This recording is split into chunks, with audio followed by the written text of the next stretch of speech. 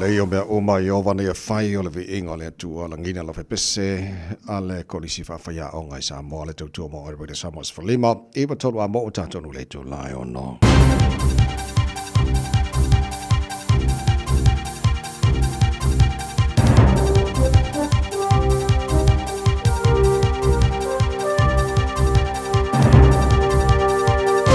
In this update, demand strong for bricks and mortar retail despite the growth of online shopping. JLLNZ's new report estimates almost 255,000 square metres of new retail space is needed over the next 5 years to keep up with our growing population. It also finds customers prefer in-store shopping over e-commerce. Research and strategic consultancy head Chris Dibble says there's a golden opportunity here for developers and investors. Even with this new supply that we are projecting and the vacancy rates that we do see in the market, there's actually quite a lot of demand still for shopping centres and also for large format retail premises.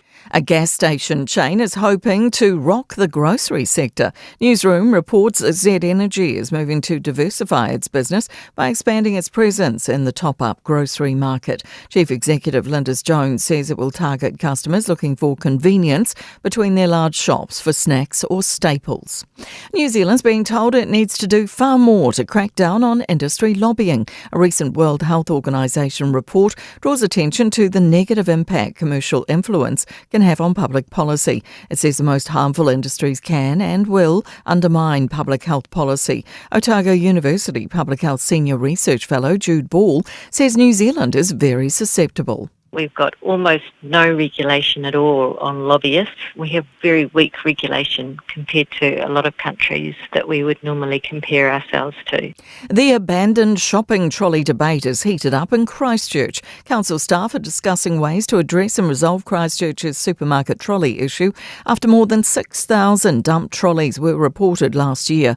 But Hallsville councillor Andre Moore says managing abandoned trolleys is a job for supermarkets. I could probably name you about 99 things that are more valuable for council to spend time debating than shopping trolleys. Many councils have been concentrating on absolute nonsense for a long time, which is why they require so many resources. That's news. In sport, the end looms for the Indian Panthers' ill-fated cameo in basketball's NBL. Our newsroom understands they'll be removed from the league after a meeting involving all clubs yesterday. The team was suspended this month after the governing body received allegations of contractual breaches and the postponement of their match against Canterbury to avoid a player protest. All fixtures and points involving the Panthers will be wiped.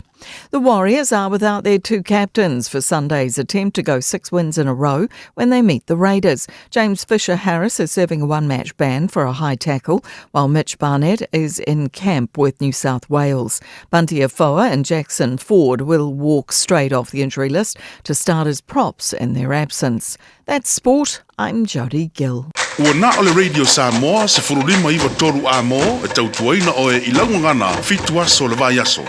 Bobonde tai ono fanta lofa mo fanfelo fo ile va tele lava mani minga de tawai samolo watino pele ile pa ia mani malo lo fa fonga anga malole so fu mo wia fa malo fo le tino ia le folau wata tu yai ile nei vai temba malu lu I New Zealand nei ai le mafai ona vese nei le lofa lo tata matai le langi tata fa ftaia le pule fa so so lo tata tu sili le langi le ne wata tu ile nei aso o le aso o fai le tu tata o ori matata fia yai Para tia langa le leo le tātou tapa o siri le langi o le fo o mbori mailu tu si fua ma mātou malosi a le o tātou siri whai madua le o mala nei tai au fo i vi inga ia te ia alofa mai le tātou o tuam tau taili tātou fo launga nei aso tātou fo lau le laulo na alofa o tātou iei le nei aso lulu o le lua se fulu ma le tasi e aso me o le tātou fo launga le lua fe lua se fulu ma le lima o si mai lofa fonga le porkala me maru le tai au Radio Samoa fo lima iwa toru amo na tātou vai duof so son mai fo insinio le Facebook ma le YouTube o Radio Samoa se rata Spate man fio pesta algelo siomato ona nei mai many to tuina se pa ele tu laiva ele taione malo se fa monia malo le uso nei tai ta Malo fo ile tawa ta ilo sunga le o ta vai vi ia lava le li ile nei fo ia so fo fa talo fa fo ia Samoa le tunu pele malo se fo manuia sole o maru e fo il kai ori ko kai e se fo le alo for ngi kai ori o ile ayo le alo for kai ya le maru po ile ki o so fa maru fo pusa isel kai fa manuia inga ka ko le mole aircon free aircon le tino ole fa malo si ole aso mo o ma nei tai off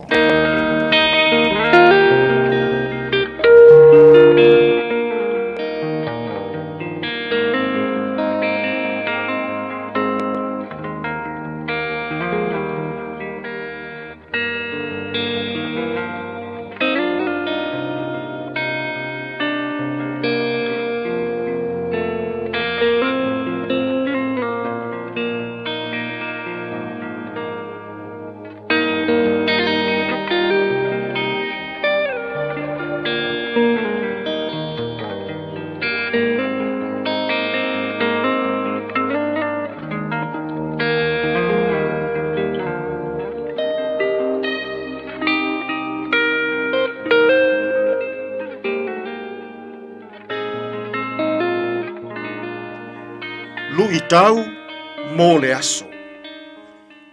Vaai mō mua I ou lava se se.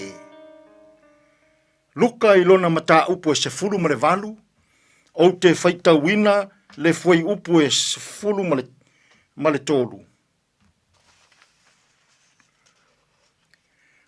A o le tangata ao lafonga, ua tū mamao atu. E le mawhaia o na tepa ae o na mata I le langi. A ua pōpō lona fatafata, ua whaapea atu. Le atu wae, ia e alofa mai ia te au. Le tangata a ngasala. Vaai mō mua I ou lava se se. Whai mai le whata oto I Yesu.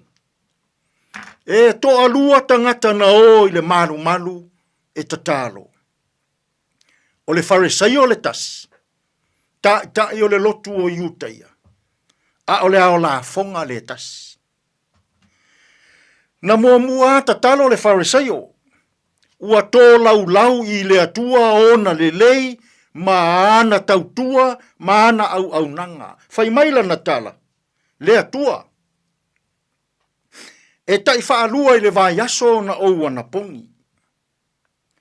O te tō anga tele whailau se furua I e le misi. O te lea mio leanga ma mio matanga e pei o le ao la fonga le nali. A e tu ane le ao la fonga e tatalo. Ua tu mamao mai. O le whaailonga o le whaatau waa.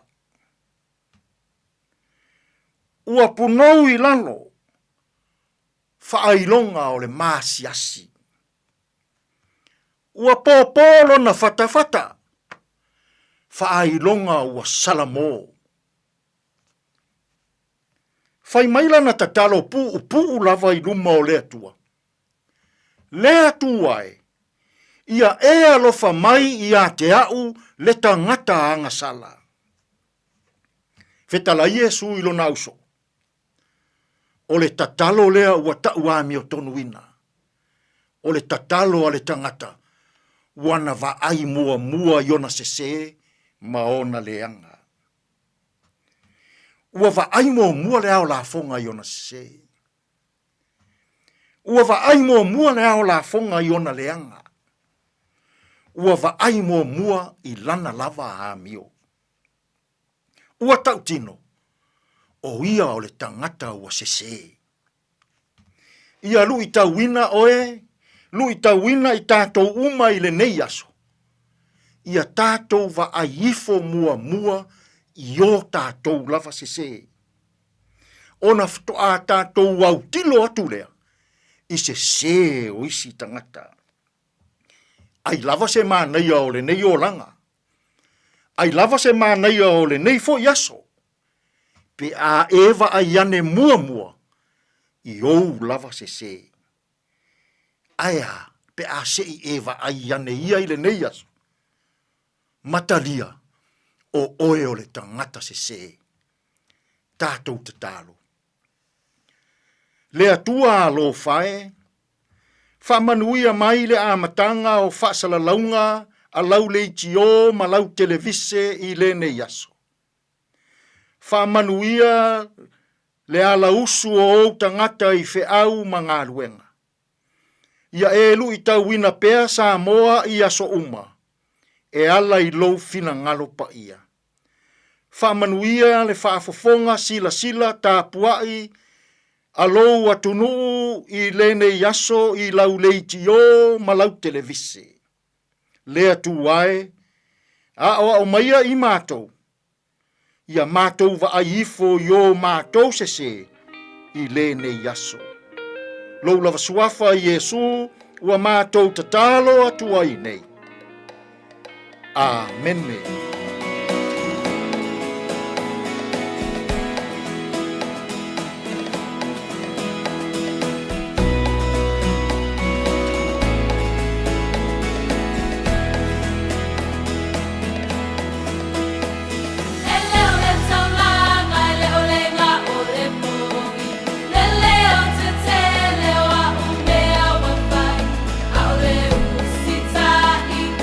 Male palongo et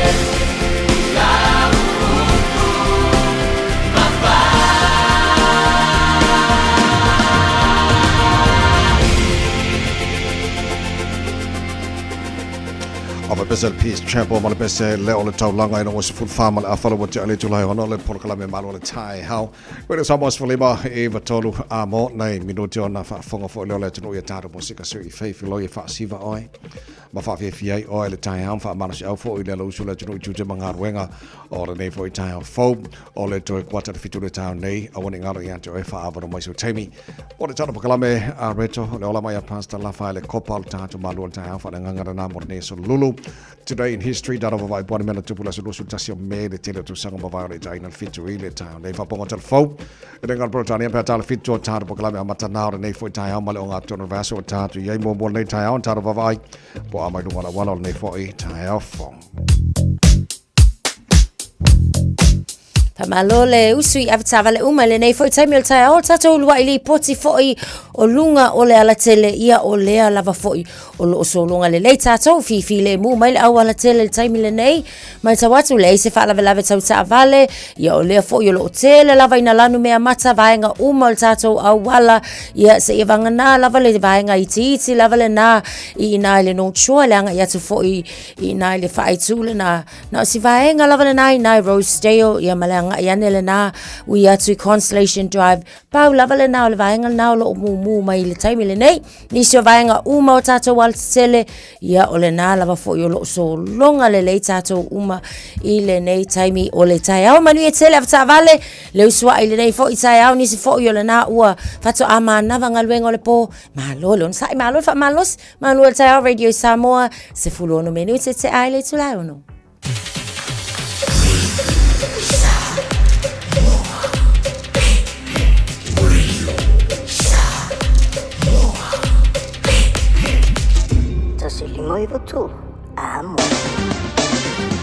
Ua mawhai ana au ina atu le tala o le tau Iaso Taitasi ona o le lango mai a le Pacific Finance Limited. Telefoni o Varselau fitu whawha lua fitu. Au e tu fisili po ania o mea whaide nei aso e fua ngā I le tau I le lei whaafonga le mai o le vai ngā matala nei tala le tau nei fo I tai au fau. Tama ki makaura o kilani no whanga whaasalonga Radio Samoa valu. Ola ele malu lure nei vaenga o le tai au fau. Winga o le tau le so le whaasona na awa oa ni so tai mea langi le lei. E le aso atoa e ange mari ma se vidi mai sauti se sa e se fulu mara valor maulunga le malu le efa mawina mo au kilani o re foi aso tai au pe au viola fa solo na langi de le tau tele vaenga au kilani se fulu fitu maulunga le malu le efa mawina mo au kilani e le aso tai au vaenga yon tuatu la fa solo na awa langi de le se fulu rele fa solo na awa foi langi de le sto na e ma le sa fa pena foi aso fu e ma tele na awa pa utimo la solua o le vai aso lo mara yatu Olo o tala ia te oe ia whamamonga la mai tau tuna mai I le nei foi tai au fau o le tulanga masani a whanga solo foi le porkalame malo le tai au la mwhen tara wa vail tulanga I le tau tiro isi vaenga o Rusila fa pena le tau Samoa ma le so vaenga o le Kelope tala o le tau Already Samoa o nato whalolonga le Pacific Finance Ua loa le tautua le Pacific Finance I nonga tupe mo so se wha moe ma liu whai puiponga a so whanau sa whai whainga malolonga ma so se wha lawe apa laine lo le Pacific Finance.co.nz pe wala au le oval sa lau fitu whawha lua fitu e talo sanga sauna nonga tupe I le bao le 5 se lau tala ma le lua se furu hafe tala e lua minute whai lau talo sanga online www.pacificfinance.co.nz a tasi le tulai whaatali e se tali e iai ai inga whabitoa pala au lo le Pacific Finance Limited I le oval sa lau fitu whawha lua fitu oval sa lau fitu whawha lua fitu Se furu valu mala apo tele tulai ono lo usurufanga o le pese mala fe pese Don Bosco palisi au televosi na monga mamoa Talaina whakiwhianga Radio Samoa nei tai au maru lule tunua ngai tuta mga ruenga o le tai au ka ko wha maru losi awange e sisi wha vai maru lufa mole manuia whai wale nei aso le pese le mo o he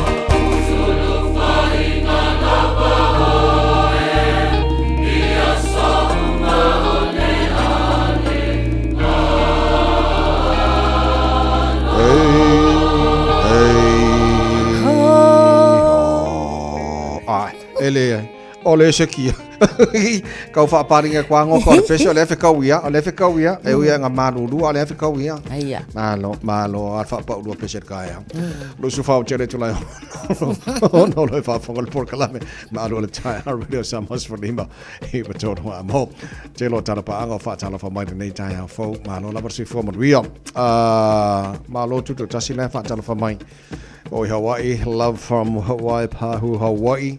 Aloha. Aloha. Aloha pasi for Maria. Maria le sina tavai le fa for mai o sini Australia. Kia mate. Aloha si for Maria nei tai fo. Tali Malay kiri loa Hamilton. Aloha fatu nei tai fo. Manong yefu aloha pasi for sis aloha Sami. O sorry. Se aloha pasi for so Tino Puni Caroline Tuala.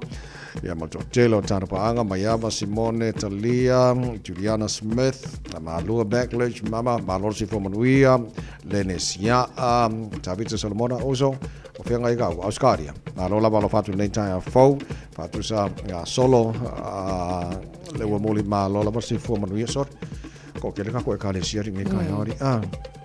Fiele lo fole di utato morani aso fo lo fanga solo bel tanto fo lo morani fo I to sanga lo tanto yeli lona rusu tasio aso masina lona lima o le folo ngolo rua fe lo suma lima ma lo folo mo ria to taile to tanto fo lo morani fo to sanga le o ka ko ka la ka kwa fo ya ina afa wa afa lo fo ya maka fo fa I fo le fo lo ngala to ona na fisa fa tali ai po le ale tulanga le ai ia le fa unga o co-leaders male fai pule to tasial te party money to sai male recommendations on avatu le privileges committee wa umona fai le lato fai ya sa fa te tali po fea yai already na fa loa le te tai o le National Party o lato party lang ina umalava le recommendations al committee le ele I no fole le finangalo te tai o le tuangai Chris Hipkins o no fo moti tilo le tali le tai le tuangai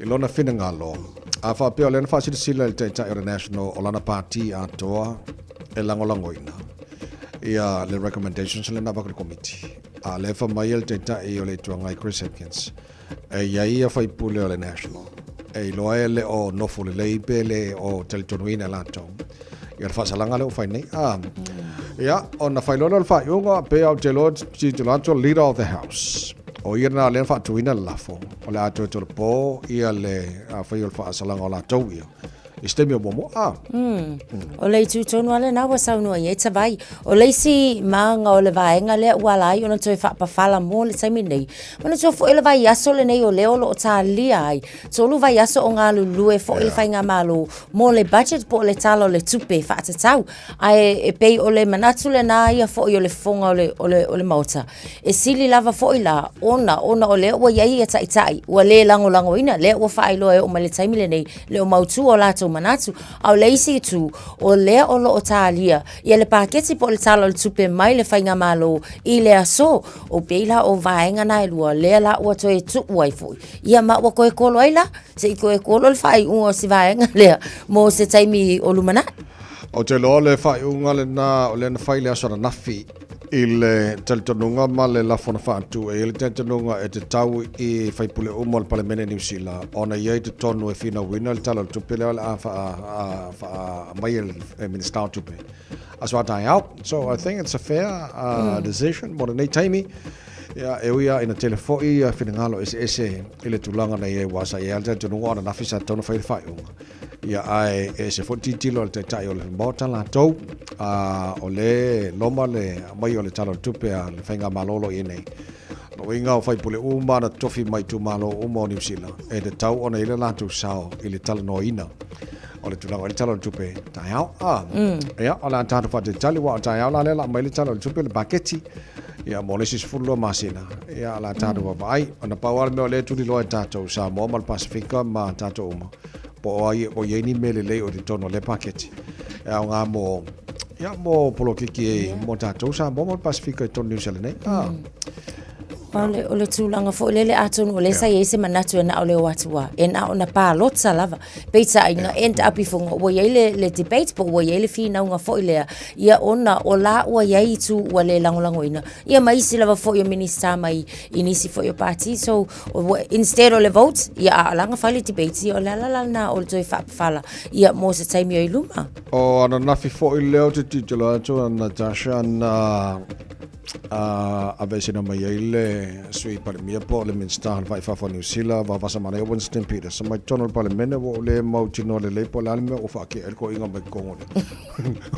ole ko inga fo yo ka ko a o inga le mau le a fai ma ko le mau ale a fa ko inga ia o te tel tono la fo ia o vai inga la fo i ma fai ma tu la fono i te tono o mau ta fono ina ia utangia fo ile ngana e fa o nga ina e fai pule taisasi pe la vala o le fina unga le na tula i mai ana na Filipina wina o le whaasalanga lea mo le tu al patia Maori. Pe yo inale na amatai fo ia ona whelafala fo ai ia manatu mai se fo ia whaamtalanga i tonu le mauta. Lea la pe na mawhai lava fo i sina sau al koe inga wau wasa.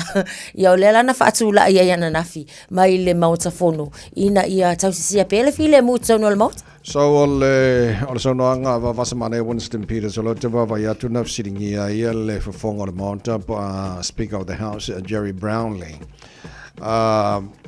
Ola na facility for le na facility nga ile palemia. If Maorification would be him getting a tan on Thursday. Kere lo fa samo ang isi singa me pola ne winga nga fa samo. Ai o fa opunga e winga. Winga e tasia la le fai unga al fonga fetalai ele ai la fai la fai unga al fonga fetalai ola kuri o fa fo mal bau ia wa ke lo po a winga ia pu fo le a donation na winga a anoa ia po anoa ile na ia fa fonga ele tau na a langona i tono parlemene New Zealand ia tu inga facility fa pe ia o anga mo mengi o parlemene ia fa rol fa unga al fonga fetalai ia nga madiele kiaru ke malo so ipu kofi Mas eu vou ler marudu tu langana na ia parlemene mo kuri ai favor ko alo malo la va semana ia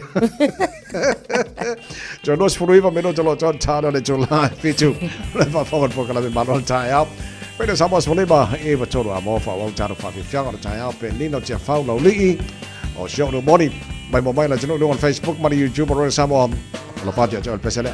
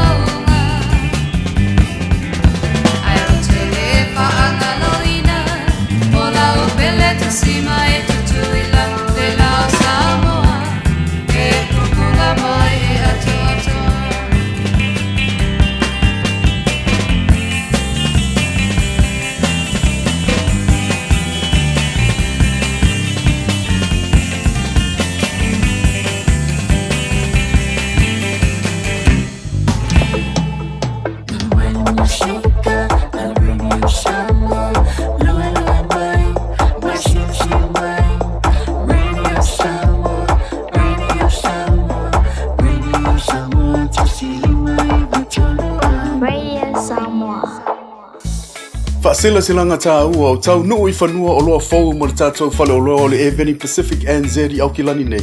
Mauala e dop a tamaitai. Ia mautinoa fo I le vingo papa I sona loa fau. Susu mai le Eveni Pacific NZ store mai le asunga fua ngai le asto nai. Se fulu I le tai awa ngai le ono le afiafi. So atusi Tasi John Coulter Drive, Auckland Airport. Whaafsa ngai tonu lava ma le KFC ma au tawhani o le warehouse. I le shopping centre le malai vaalele.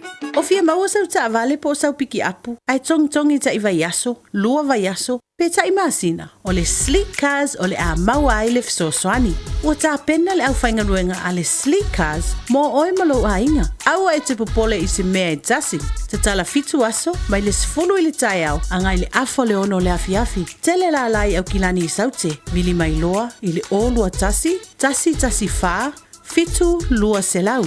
Po le o lua o, faa lima tasi lima tasi.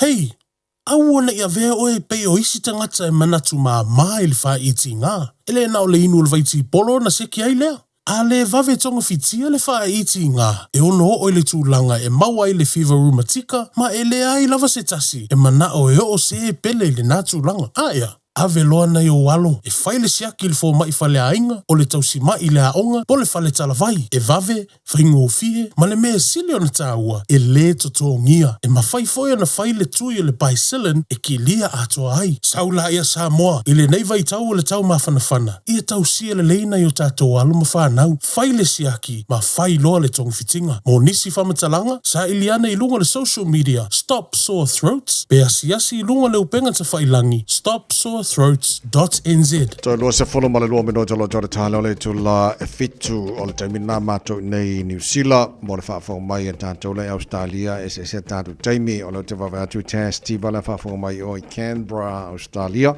Ma lo se fo manu nei tai hao fau o te le lopra ke mileni vaenga lai o msal pe whaka ki le wha. Le tai hao. Ia, ai, ma lo wha whatel wha te se mali tāra po kalame nei fo tai hao fau. Whionga te matai tu se mai, Loli Mesepa, Salau Channing. Good morning. Ma lo se fo manu nei tai hao fau. Ia, mani se whatalo wha mai. O te le loa, ia, ana tāsha mal wha fo mai le tino.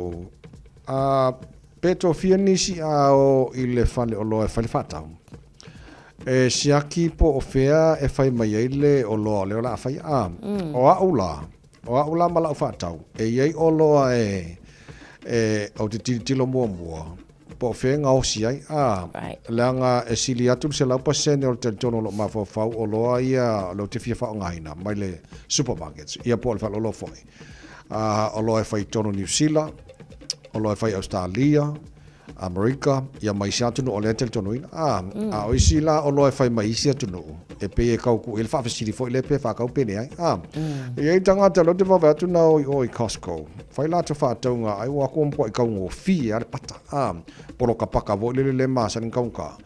Ia wako lo makua I laua, I le lau e makua I kele sara po langa o kau ngō fi. A te le loa na ele tangata na fasili.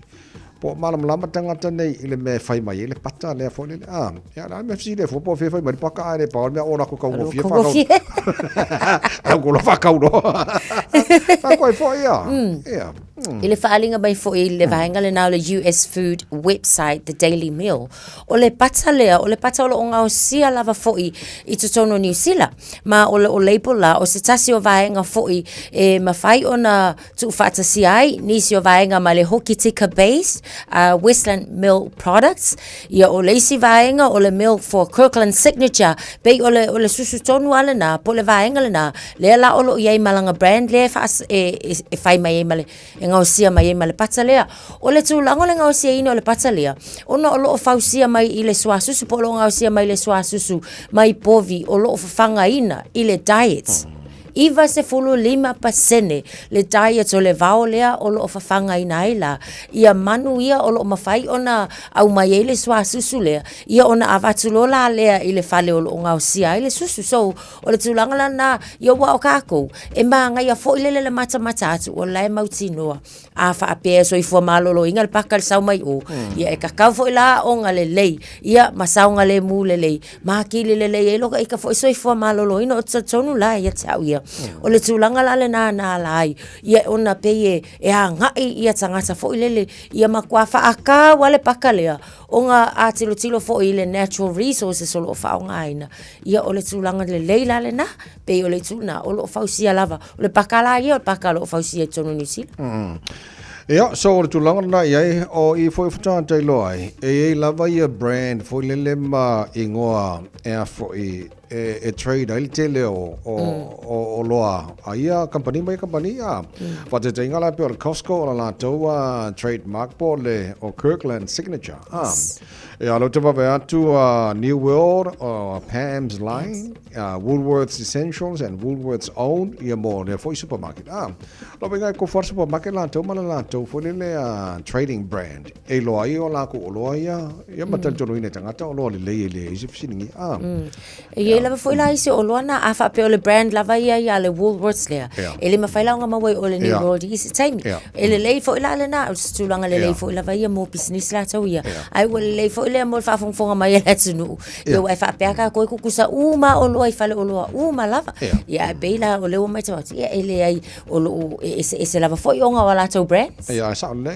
to se fulu valu mino tolo talo le tula e fitu a mai fa fianga mai a waino ia ona so le Malaysia ta to le poti mai ngona wala ne for time fo ia ona tu ina tulola ta to proclame a veto le ola mai pasta la fa de copa fa de nam ta to ma lu ta fa de nganga mo ne foi solo lu ma no se fo good morning morena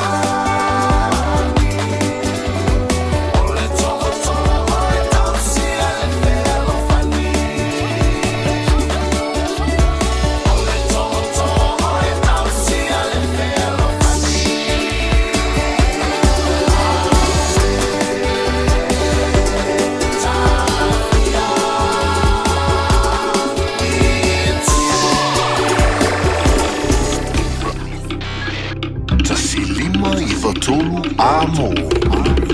Radio Samoa.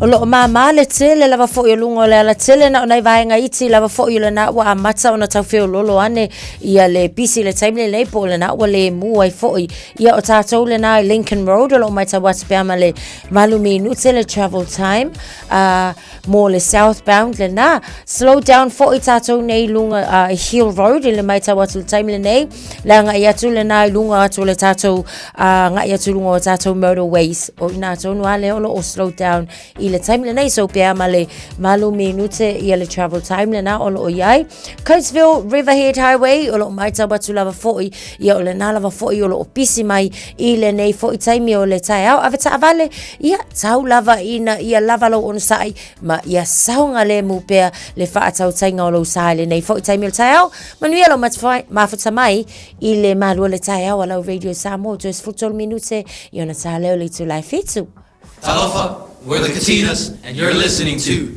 Radio Samoa on 1593 AM. Bread of life sent down from glory. Many things you were on earth, a holy king, a carpenter. But you are the living word, say it now. Come on.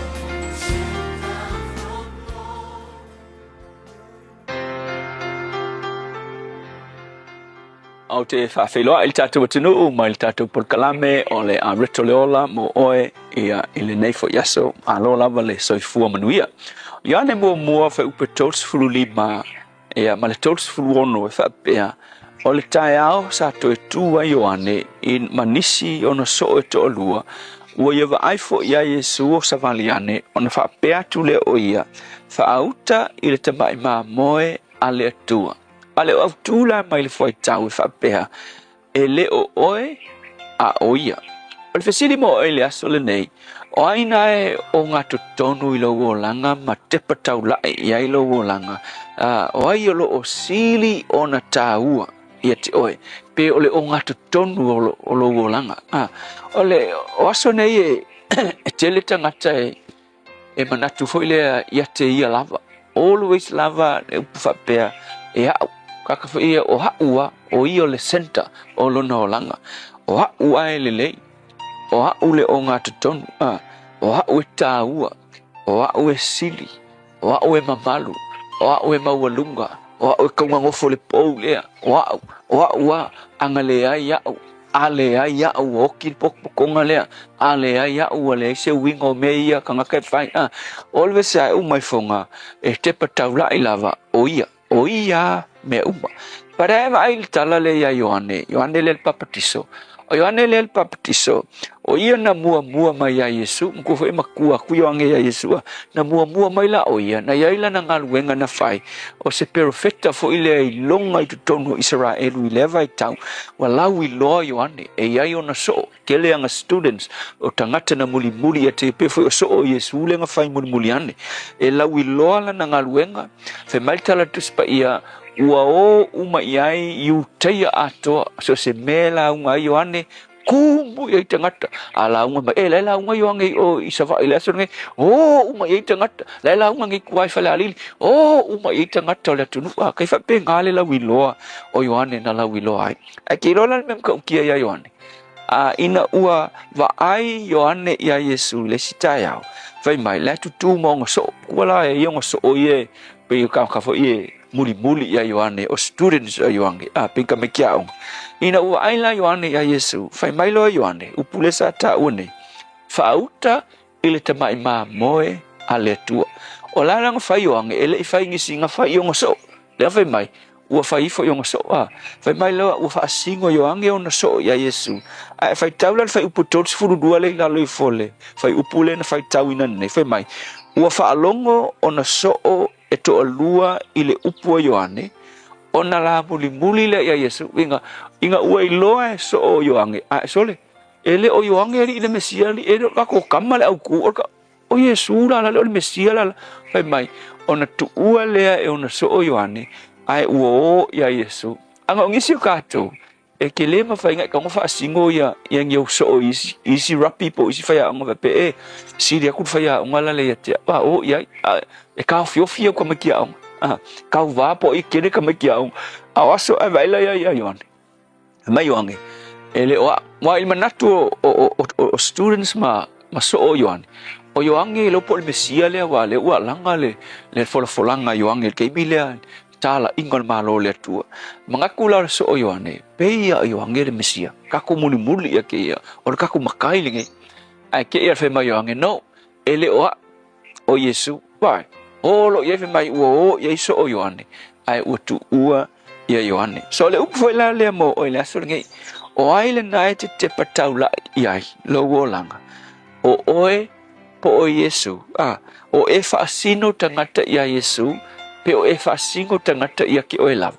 o le lei ke le upu o le lei lau la unga o te le lo poko o pe o oe ai o le ai se Yesu fa ai yon ia pe o e fasingo fo tangata i lau e kalesia o singa ka be o lau e kalesia yo isi fo tangata o fasino tangata ia la ko fa au o ma ko kama le ai se fa au mo inga la kama ai va ia Ioane ele oia afe mai Yesu mai Ioane ele oau a oia so mo oi foi la ngai fa sino tangata ileli ai le uma ele aso ma o oia ai le fa sino tangata ileli o Yesu fa tai lo fa ngai no mato golanga ia fai mato te fa sino tangata ia te oi ai le o mato ia o Yesu. Amen.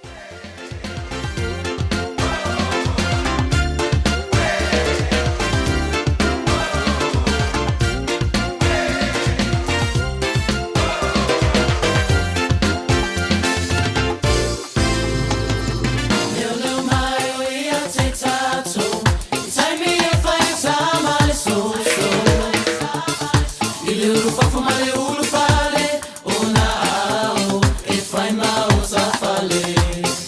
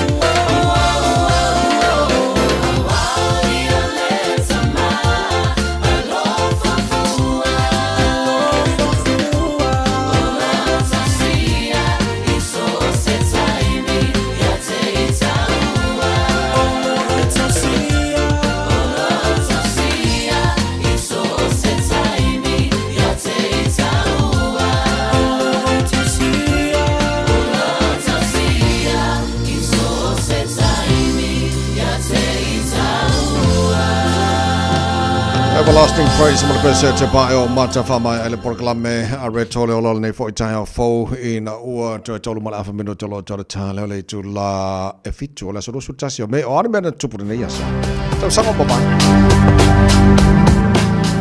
So sanga te siva fitu tasi i le so na ulu wai whaalau i loa ai se tasi fo i pese e masani ai fo i tātou i lunga wala leo se What's Going On by mai li le sunga le na ia Marvin Gaye o le so fo i na ulu wai whaalau i loa ai fo i se tasi fo i o pese a le ali o Stevie Wonders le pese sa whaingoa ina Sir Duke o sana tribute i le na fo i taimi i le Duke Ellington sa iai o le nei fo i lava aso i le tau sanga e lua afe ma le lua sfultolu o se ulua i taimile nei na manu malo ai se tasi foi o tangata nuu mai le Pasifika i le tau vanga telele nei sa ta ua o loo ta ua o le American Idol ia le sunga le na ia i mtongi ia o ia foi o se alo e whapena foi o na iaiso na pitanga mai le malo te leo tonga ia o se ulua i tangata o le Pasifika na whapena o na manu malo i le nei foi tau vanga lawi loa i to sonu o le lalolangi ni sila na wa ai ngai mena supule nei aso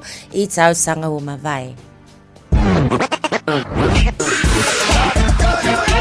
Malo soy fua o se fufonga Samoa Radio Samoa tasilima i vetolu amo se kia Radio Samoa Fasila silanga ta ua o tau nuu i whanua o loa fau mo le tātou whale o loa o le Eveni Pacific NZ i Aukilani nei.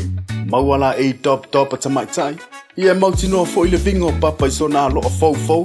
Susu mai le Eveni Pacific NZ store mai le asunga fua ngai le asu toa nai. Se fulu i le tai awa ngai le ono i le afiafi. So atusi Tasi John Coulter Drive, Auckland Airport. Whaafsa ngai tonu lava ma le KFC ma au tawhane o le warehouse. I le shopping centre le Malai Va'alele. Hey whanau, I just got back from the islands. Such a seki trip. It's never long enough, eh? The warm Pacific welcome, the people, the food. I'm already thinking about the next trip. Plan, save and keep well. COVID is still in our community and getting my vaccine is the best way to protect myself from getting very sick. The COVID jab is free and can be given 6 months after receiving your last COVID vaccine or testing positive. To find out more, visit bookmyvaccine.nz. O e sila fia e iwa te si ma le tolu wha miliona ta la le se leni a le UTOS ua toe whaasafua atu i ona sui whai unite i le lua o lua wha. Whai sau teo ngā tupe e teo wha whainga luenga ai lau se leni ina ia vave wha tau nuu se wha moe moe ta ua a lau ainga wha pe e ka le sia. Wha o ngā au nanga le ANZ po le talofa voucher, le M ta la, ma le My Cash e ala i le Click X. Wha afso tai mai le ono valulima lua ono iwa wha iwa, le www.utos.ws po le emaili o le info@utos.ws po le Facebook le UTOS le whaaputu ngā tupe teo whaawhaingaluenga o le mawaenga tausia Samoa teo whaawhaingaluenga e mātau lau seleni ai sele e oe le manuia hey oh.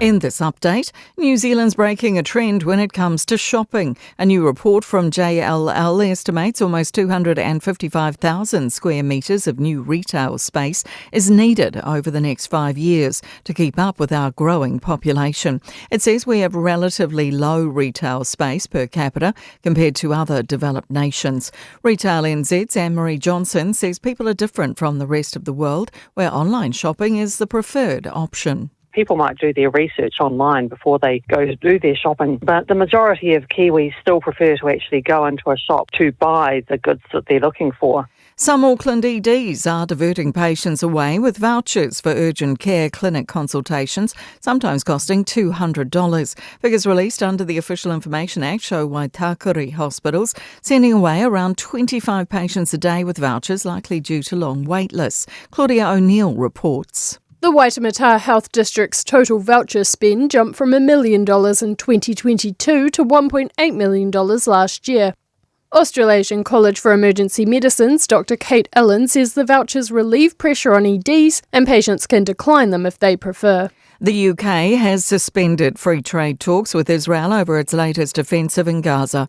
Prime Minister Sir Keir Starmer says Britain is horrified by the escalation, and the Israeli ambassador has also been summoned. British Foreign Minister David Lammy told Parliament Israel's actions are intolerable. I want a strong friendship with you based on shared values, but the conduct of the war in Gaza is damaging our relationship with your government. The Wellington District Court sentenced a 35-year-old man to 5.5 years jail time for acting as a facilitator of a website hosting computer-generated child sexual abuse material. Donald Sarrett was found guilty of possessing and knowingly making and copying objectionable material. That's news. In sport, Moana Pacifica wing Kyron Tomoi Falau remains focused on helping his side into the Super Rugby playoffs as reports swirl over his future. The Herald claims the ex-Tonga but All Blacks eligible winger is poised to sign with the Chiefs. Tomoi Falau says any such decision is for later. My main goal is try to win the competition with Moana, and whatever comes, and then I've got a tight-knit group, so when it does come time to make decisions, then they're there with me. Meanwhile, former All Black Sonny Bill Williams is adamant Ardie Savia is worthy of captaining the national side this season after a standout Super Rugby campaign. The end looms for the Indian Panthers' ill-fated cameo in basketball's NBL. They're expected to get ejected after a meeting involving all clubs yesterday. That's sport. I'm Jody Gill. Ua na ole Radio Samoa se furulima iwa toru a mo e tautuaina o e ilaungana fitu aso le vai aso. Nisino vaenga o loa sui e lunga la tele on the southbound i le Maitawatu i le Valen Green Lane on-ramp anga ia to Mount Wellington on-ramp o loa whailavasi ma mawhale traffic i le taimile nei. On the northbound o loa matara pisi na LSE Panmure Highway off-ramp ia maanga ia to lava Green Lane off-ramp i le taimile nei. LSE foi on State Highway 1 o loa Maitawatu ia oitu uma lava foi o loa whailavasi pisi i le taimile nei. O Tahuhu southbound o lo fai lava foi sima mafai taimile nei Sylvia Park on ramp ia malanga ia tule nai o Tahuhu off ramp fa pena foi le maita watu langa ia nei Highbrook Drive le taimile nei lo maita watu foi faisi bisi mai le vaenga le na Highbrook Drive on ramp anga ia to Redoubt Road off ramp ile nei taimi on the north o lo maita watu foi Rosedale area o lo fai lava si bisi le vale na Constellation Drive off ramp anga ia to Gravel Road off ramp. State Highway Suma Leono City bound traffic o lo fai lava si pisi i le vale na Lincoln Road on ramp anga ia to le te ada to off ramp i le taimile nei. Great North Road off ramp to te ada to Peninsula. Massey on State Highway Suma Leono o lo fai fo si pisi heavy on a city bound o lo yeima poloka i le vale na Royal Road on ramp ia mawhaawawa tu lava anga i Lincoln Road i le nei fo i taimi Hobsonville Road interchange ia o lo fai lava fo isi pisi on the westbound.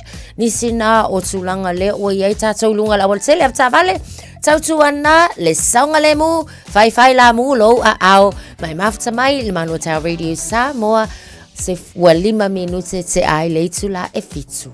Talofa Samoa o Jerome Gray le nei. Pe o e ti e lau ta vale po e whaafonga mai i lo maota. Ia tu upele ni lo lau le tio i le 15 iwa tolu a mo. Radio Samoa, numera tasi i New Zealand.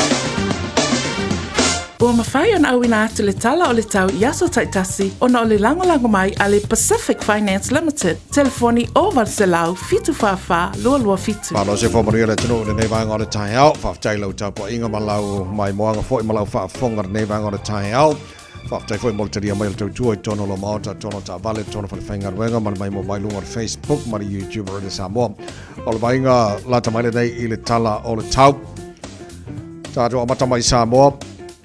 Bawai atolo awa o mailang le fo tau Samoa ni so taimara nei tai au te ale valu Samoa lua se fulu ma le lua i ele vela i Samoa nei vanga o le tai au e tu mawinga awa o le tau lang le ni so taimi e se vanga fo ini so vanga o le tino e pa o timo o lo te bawai atu faina o le tolu sumaltasi degrees Celsius morunga le vela le e Samoa le so lua se fulu ma le ono i lona mawalalo fatala fatu tala pakalame e lo malo le tino lo mai mo mai tala pakalame i Samoa, malo lava se fuamanuia, nai minuta, anta atu tala nofo i Samoa, e sui Radio Samoa e pia, le pia ngan mana tu brava tu ngave ti pia tu ngave ya fa lo tele ni se vai ngom lo tu pisa mo le ngate leo tu mai for your headlines po tala la fa lo tele walo fa fonga ya taru tala mai samo pa tala valu I le tai nei foi mali tala tau toro New Zealand nei ile tela vai ngol mo tu South Alexandra lang de le tau fu tolu mo ngor malu lu blenum lang de le tau fu ro mo ngor malu lu ile so o le afa solo fo lang de le tau I kai Cora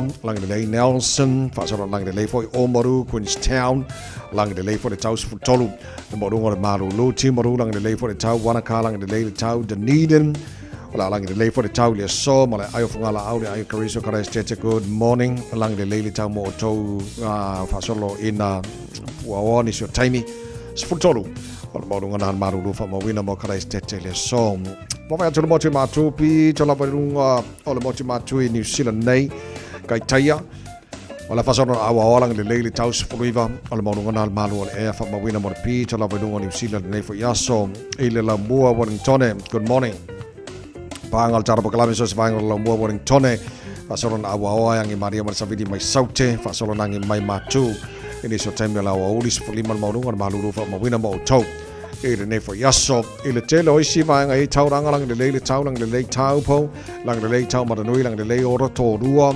fasolon awa le tau Palmerston North lang le New Plymouth awa lang le Napier lang le Masterton le Som Hastings awa lang le fo ini so time Pasal poin awal pa unai wangan iso paeng o Gisborne kiri do Hamilton lang de le tau mo tole sos frono le morungan malu fa mo wina mo kiri lo le nei fo yaso tama ki makauro au kilani no fanga fa longa radio Samoa o lo tu mo pe ona pongi sa fa fo ele mala fitolo ele malu le nei bang on tai au tu mo wingo tau le so o tato au kilani ola fa solo ina awal lang le fo ile aso a to se fun malvalo mo lunga nal malu le fa mo wina mo kilani ile nei fo yaso tai au pe au liam ola lang de le taus fun fitu mo lunga malu fa mo wina mo kilani ile aso a tai au ola painga yon tuatu awa lang de le for raile marasto na e fa so fun lang de le sa awa so for ba so fo pa timula so lua ora na yaso lo mana ia tu fa mo mo na tu na mai la vai tau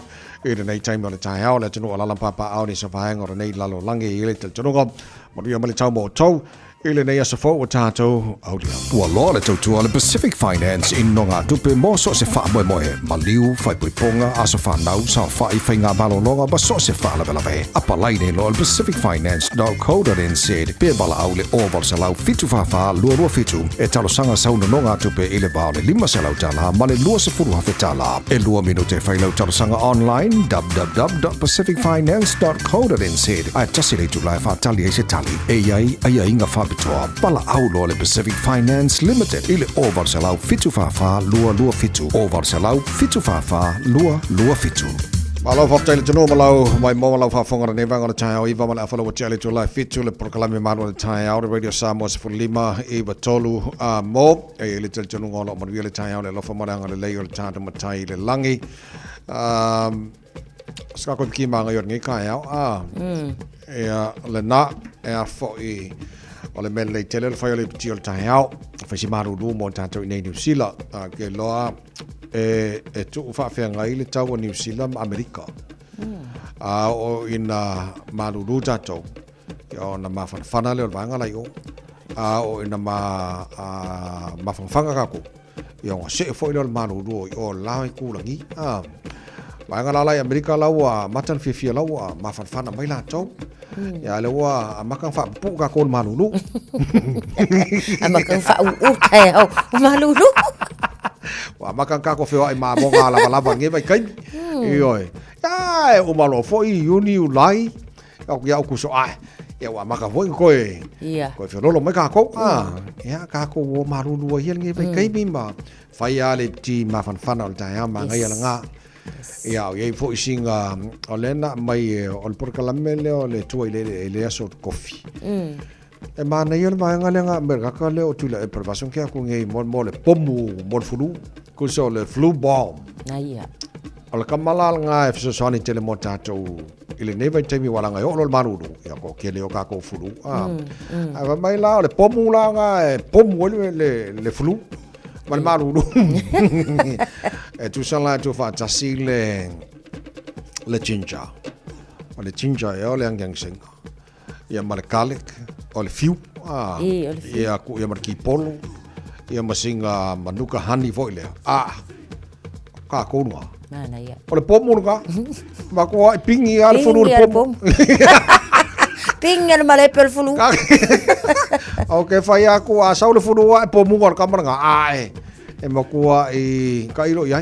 Ale la ko fa kai ka. Mana ia. Mana ia. O nai fisosani telefoni le mo tatou. Le ngai pe e fia tele tatou le mele o le fuala au. Me fa pe fisosani mo fulu. Yo le foi tatou tui pui o fulu e le se me a final na tu langa. Ai no fo ama ki kilo i le nga telo ba ngai. Ka ki kilo ya o me mai le fato anga. O la au na fo ina le tua mo tatou. Ko inga ko ka ko sa mo laso. Ile ange me o Panadol so mai sina nga me o mai samo. Ai ko ile ale o ia o Kongo. Ia mai sila au mai nga. O la au se manga mai le tua. So sangi mo ka ko. Ia ka ngone fa kai. Ale fa pior ko al furu fa me ka ko fo mai me ka ko fala. Ka fefe. Fakai el pomo le. Que le pose pomo ko mika pose. Pose pomo kes. Ai nga kire nga mo furu. Lo malo. O jiji lo pe nga e ka nga solo te na fil parliament. E mana na o tu mai lalo le matua fo ile free ile mene o bowel cancer screening.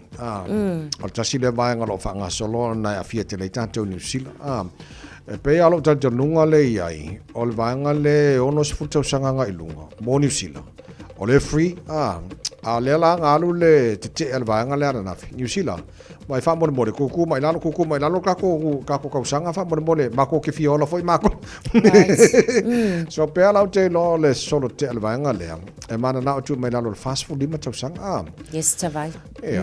O le tulanga na o iai le mana o nga fo i tangata lau tele. Mai se i lato, ona o le to tele o lato sa te o survivors o le bowel cancer. So o leisi fai mai o nga ianga kurus fulong kausanga ai diagnose le cancer. Ai a fua la ile o wasa e sa o le sau nanga tavai e ono se fulu le sa iai na amatai ona free. Ona pa uane le ile lima se fulu valu tausanga. Ia e mawhai ona siaki e au noa maltutongi a o le ile taltonunga lava i o tangata. Ia ua whaisi kuai ke lo nga kai me manga ia pa ku mai i le fast food lima tausanga. Ia ua e sa o lele lava fo ila usau noanga. Ia o le afa kali ale nge i ongo se fulu. A lele ai mama ia ku alu fulu lima. Le Ia e tu lava la fo i le tali mai le malo. Pe ona sau no fo i le sunga ia Brown le minister o le soifo malo loina. Ia e mana ia le manatu tangata lau tele. Ma o la fo i sa fa mai se atu ia ma o fo i nei fa ma fananga. Ia i lato umana afia fa pe na fo i le sui minister le sunga David Seymour. O la fa manu la fa mai se nga fo i nei ainga sa ma fatia i le ngasa se peitai. E te tau la fo i ona mauti no le malo a fa pe o le akalier kalsanga e kakawa o nga ia le Saran. Io e fa mo ia le fa tau nuinga ia o vaenga ia mai se lava fo i le e sa o le leia a kakali le nge yo se fulu oka a se fa mama avenga fo wa le se fa tionga disproportions of funding. Le tai lava o nga tala fea unga ia le numero tangata Pasifika e maua le ngasa le nei ia e mai se fo tangata Maori pe la o le tule na o lo o nga i malo si lava fo i tatou ina ia maua le soani lea fai kireska un kape a fape o ai siaki a o lai tutongi e o noa masing fa manu yang fape. Okay, so o te le lopola stari al malo i le vanga le na te nafi ia ai tarsia i sa walanga e le fape o le afakari ale le bowel cancer se if ongos pulka usanga free ala em ko ki ngai ngala ko wi la lo mai le fo usanga ya karsia the wing sa le moana o te lo te fa no longo tu pe fo nga mai la manga o le sifi sanga ku kamale ai o te rero whiwhiringa tamata alo, pe loyo le i ka lapo lai ai, pe kirikilo anga le tupe, wao ke lo asaingi a whapea marisifi ia pe fia, singa vai ngā kupe kere lai whai mai, ia kere lona kamaka alo pola alang whiwhiringa whai.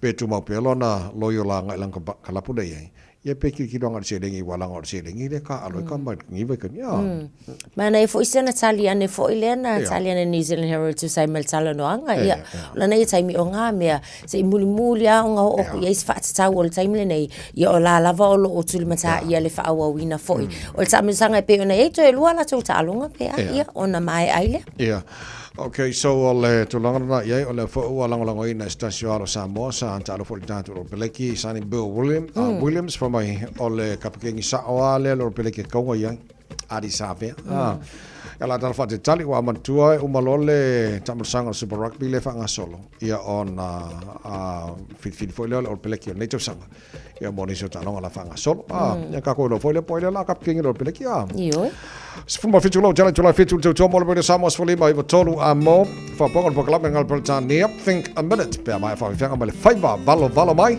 on top of so tai le Samoa ne fo tai au na fe ngal mana tu mara tanga ba tipi o tanga ba ya ma se fo mo le tai au ti ora na popongi manea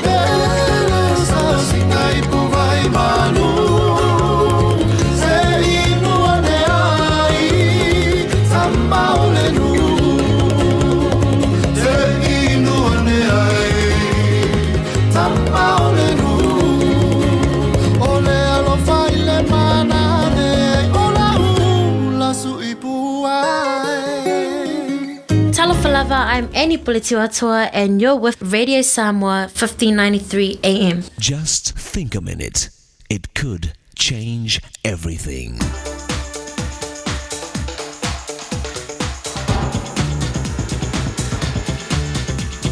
Think a minute. The American president, Harry Truman, said that every president has been attacked by the public press. President Truman also concluded that a president who had never fought with Congress or the Supreme Court had not done his job. Actually, that principle is also true for you and me. No matter what our job is, there will be people who oppose and criticize us. Sooner or later, you'll stand for something that others won't like. It's true. You can't please all the people all the time.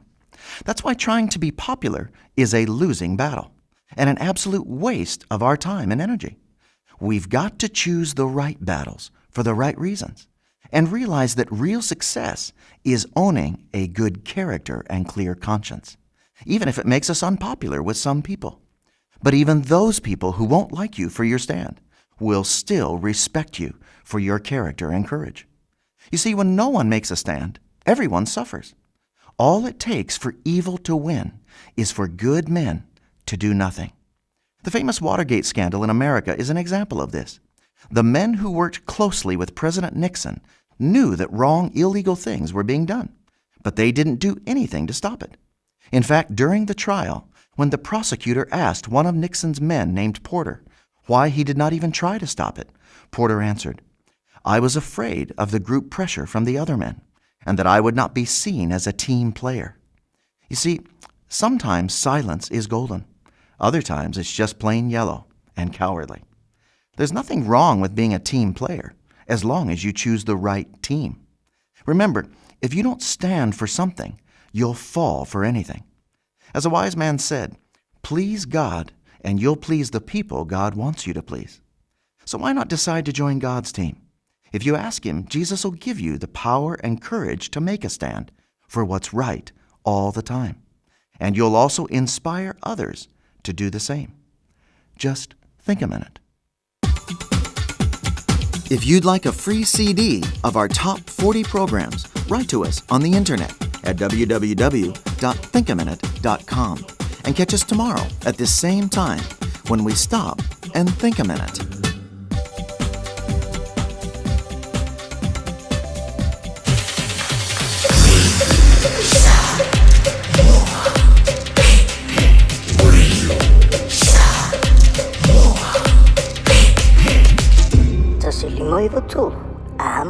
Malo fa tele tino male fa fo male ne vanga le tai out ta so fa tes male fionga le lo li e ole sui le ta ready somewhere piele fionga ngal mana tu man ba tanga ve tipio tanga va ya yo ta tu ta no fo lo ngatu no ne va ya so ta tu ya Malo le tawata I lawa fionga ngal mana viele tu o ta to le fo le as fo ta lo fa.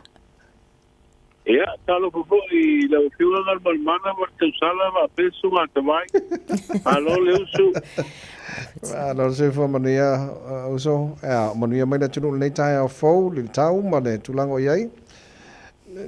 Ya, ma na yo le wa mata mai tau o le hu au mai le tala la tamai.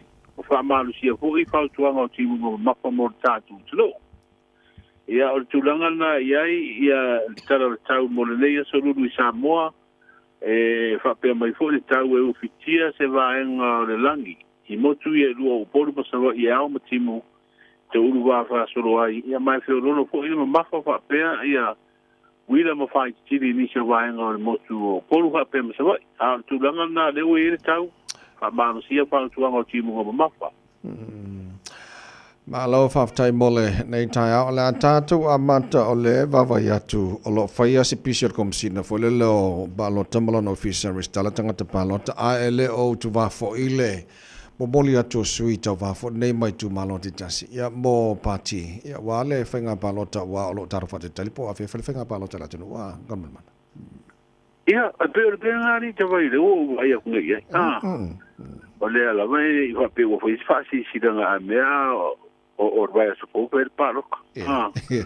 A le mele o ia ita pelanga pati fa foi le ko fiango fo fo si I le momori aku fu la tu sui te wa I patia fa foi lua ia ta penanga masania ia pe a la lata fu I le vai va o le amai al pa ingal parmede ia le te lo te le ana imagine to e to a fai a lo ia pa lota pe a fa pe ma el di metau sanga pe inga de ia nei ia a pe vila le tau sanga fo o a pe vila ho le fai ia lo o tas ia au te lo ia igual umar vai a so fo ia o vai a so fo vai a so fo le usuel fono par mene ia ala tato ata tari ia po le ase se ata ole a tula mai fo I te ur mangal parliament ia pe ono Fata ape ro pa mene pe apa pe wole se fa tu ngor malo ile na ta pe na ngor taro tupe wa le te baba ya tu pole tu nga masan au sur forno na no swa fata ti a fo le taro tupe e le ya ma se taro no ye na o te pola ai o te lola ye pe ye ma se nga yo inga e to e fa solo muri e tu taro tupe a tu nga ya va tu taro tupe fata otto fu fa so to po e il parlement e fatto a tu sulle io che le rola ne ti ho fatto a tu pu i le sito po ngol fono ile fu fa so e tela no ai a tu na ya masani il fatto to ino terror tu pe i masino me il fai o tu na fatto to ai le sito la no ile so la pulai ia le ata to lo idea i na tai mi po le tu la to to mai ai per ata to mo ilo e stato palot ia e fu palot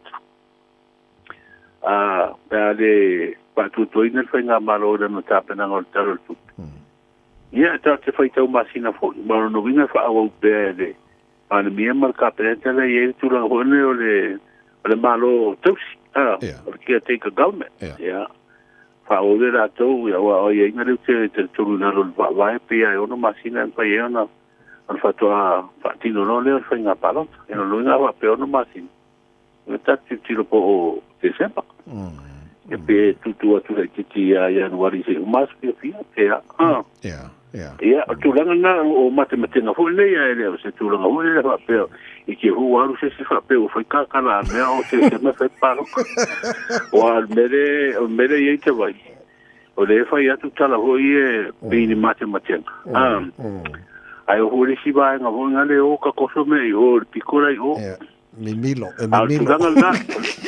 yo me au mimilo tala ai tu langa na e baba ia tu ia i le tu langa le wa e sininga mai fo i tapa na nga ba fai ia ma tu langa fo i sui o lo memoria tu ba ia ka baba ia ku mata tu ko i fo ri mo sui tau ba o memoria tu le pati a wanda pala no sile fia il tapa na le komsina ma le officer fa nga palo fo le stala ya in case nge ke o va ve na fa nga palo tala tino ai le i umal tau sanga nei a wanda po already le lola o palo ta tangata restala ya mon palo ta pa te o va ve na fa ona so tau fa fo ngai fule sa le o le te mate wa tu inicio di potiu mai ama fa ilo mai po ilo fiso fa nga palo o tangata ia tau ona le stala se la su fitu a fe mon tup ai pia le o to titia o le afol ko numero la ia tangata le o man le stala si le po itawai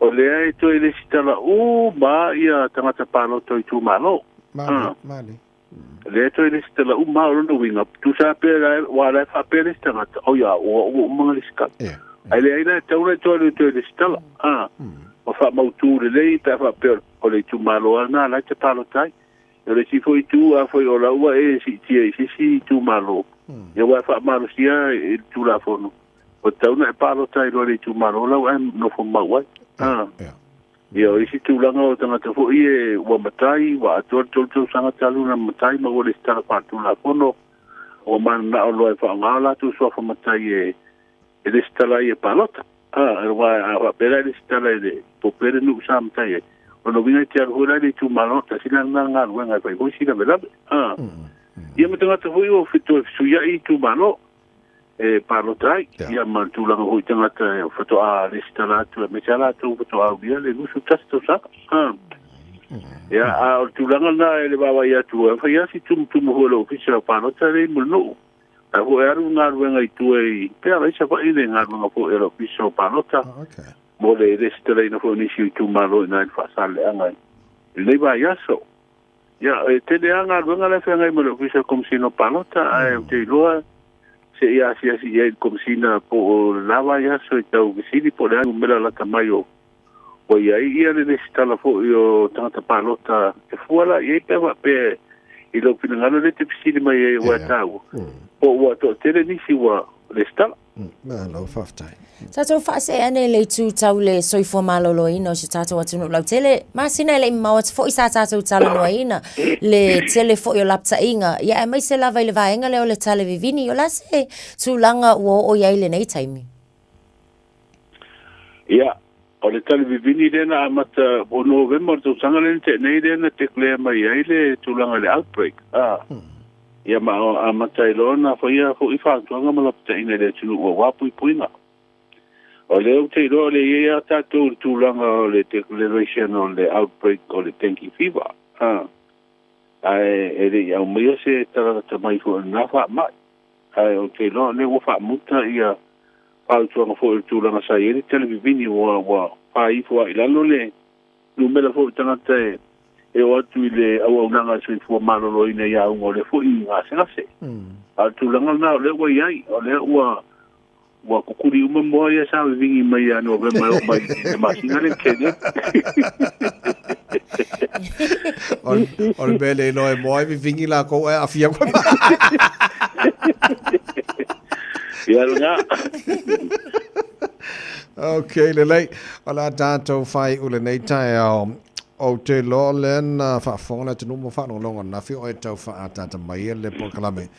Ja, mo le famna tuino tuto tasio ne tu sanga o te loi le se me fa te ile tuno wala o pokala mai le malo o mon fa tia. Ya me sala po every 5 years e fa fa ia tu langa masani fo e famna tu ia mo ka sanga ia pela ne tu sang. Ya me sala ngala sisi na al fo ma pespesinga fa akirisian fo ma ngata wa ia ngaman man. Ya, o te loi tu langa na te vai. Wa le na si e tu loi fa nga malo fa tu ile tu sa mo tasi te pena loi ta tu wono sfulta usang. Male. Ia elena tele ia por kalame fo le fatawa no le audio le ono sfuta usanga wa le uperi tai mane. Ia alela no tato sawa ilo le tato ono sfuta si fa solo marela ono tolu le usanga. Ia wa ele finga fa vai le uto. Te lima te usanga no na o foi no mela foi ni pi ta o te ia na tele le por kalame le tuto tas.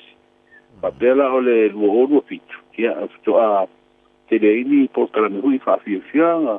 Pese anu mafio anga ia po a o fo i mafala tonga manisi sa penanga ye ni si fa piang alto sangal le ia le fu fa se be i no ma moto ma no le fo to sauninga masani o si Singapore ono la fa inga wenga fo i o le official le fono i tai muno e la tai fo de per fono ia mai la tai fo i no malai e te tu ai te de masini ma fa lai pe o in pa o solo ai te lo ho tu langal na puipuinga le wa ma fuena o mai i ma mo to malo i le fo fa ye sa ninga de so lo le so le o yuni a e pe ona forsia mai fo i le to panga fini sham leo te telefono so committee le tutotas e sa ma tu filo i le am tangal mai aso ia o sa ninga masani pe on si le fia i le sa ninga lo tu le sa te whenga i male whono e tale sia so patasi, ia e so fua.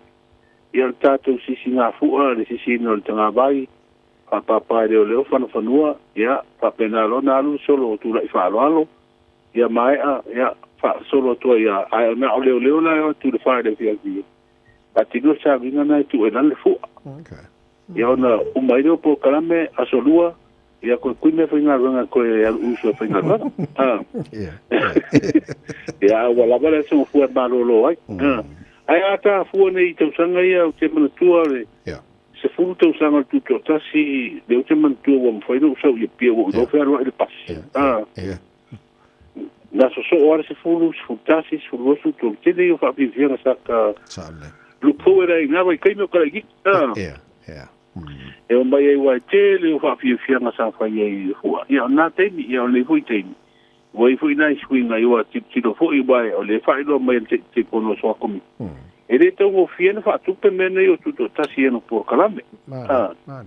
Awa le tātou 5 sultau sanga le na whaelo ngai le lua afe suma le lua.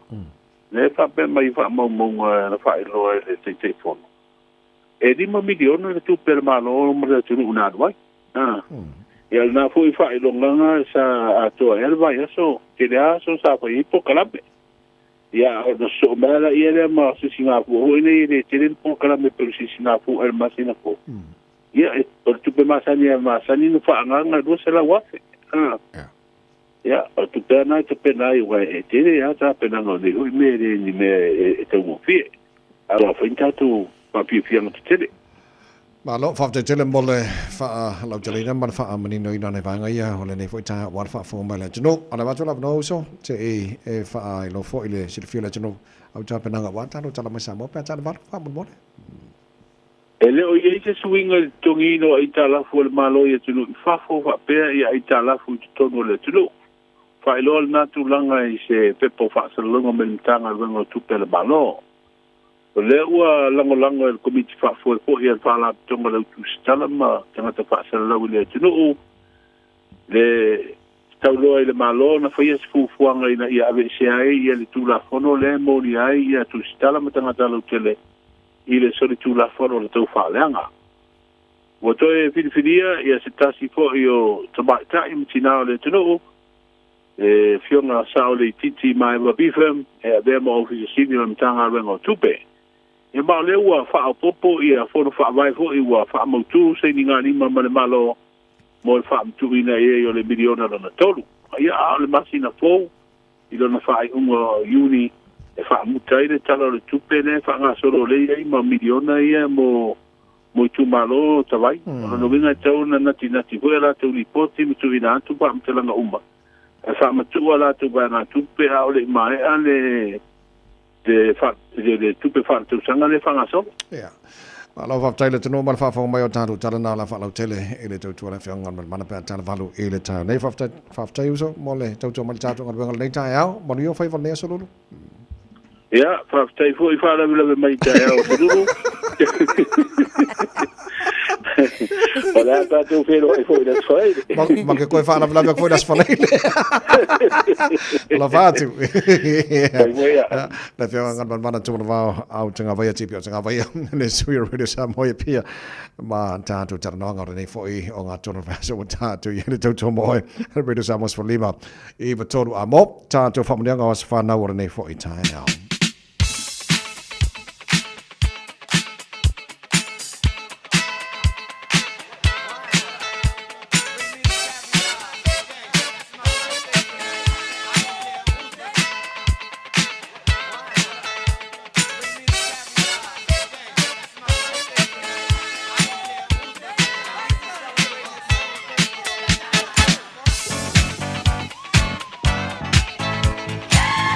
Nagas fana wala so lulu nei so lo se full tasi o me a mafaiona e faonga ina le telefoni mo moni se famlia o se tasi fa na tu na se fana o matara telefoni mo o tolu fitu tasi lima iva tolu o lo mo fo never no lunga tato email on air at radiosamoa.co.nz e mo fo ma never no lunga tato Facebook mali YouTube ari Radio Samoa tato telefoni nei taia malo se fo Alofa malo se fo lo soka lewa alo se fo alofa Lo va se lua.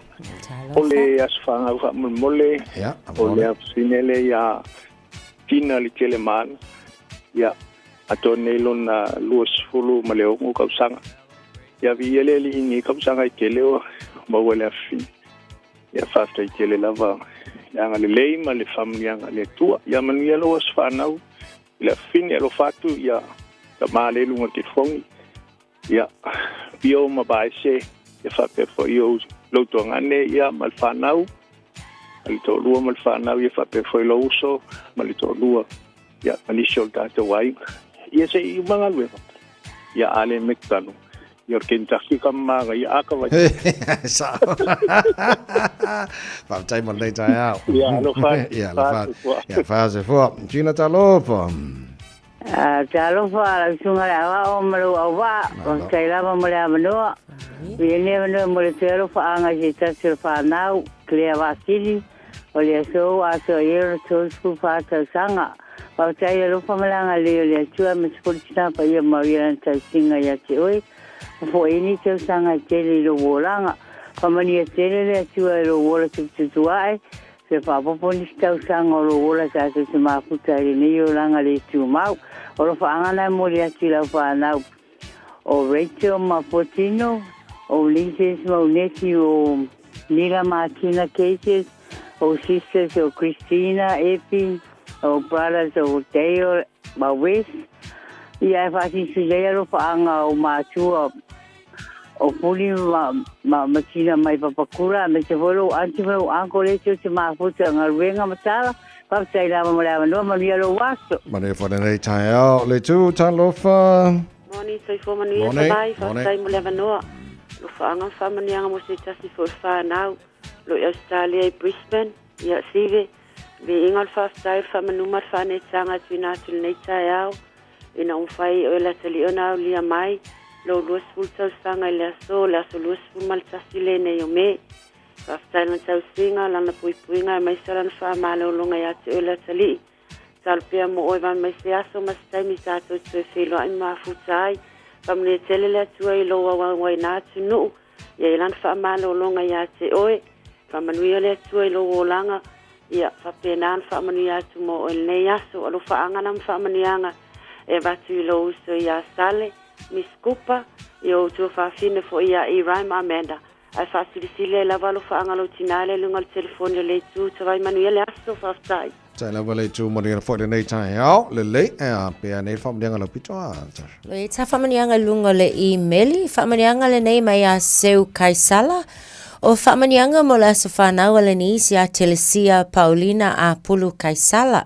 Wa atua le se fulu valu le nei o na tausanga. Whaftai le atua mo ia tausanga i tele o fua ina mai i a te oe. So anga lea onga ma le lotu. Usi usta ai lo tina. Ma ia whaamo mua pea le atua i lo wolanga. Tu le ai tele ai to anga i to leni. Well, welcome to adulthood. Remember to always put God first. Life is not a race. Take time to hit. Pause once in a while. Make the right decisions. We love and appreciate you, Sia. Alofa anga mayama mo Paulina. Your brothers and sisters, ya George, Ma Moe, Tinoi, Neve, Maxine, and Genesis. Your cousins Azalea, Alea, Francis, Dallas, Marcus, Konya, and Noah, the aunts and uncles, ya Neve, Missy, Tulili, Carolyn, Rob, and Brina, Peneweta, and Elisa, Apulu, Mavito, Lia. I silsilia lo faanga, my your favorite auntie, Seu Apulu Kaisala, and Prince Penny.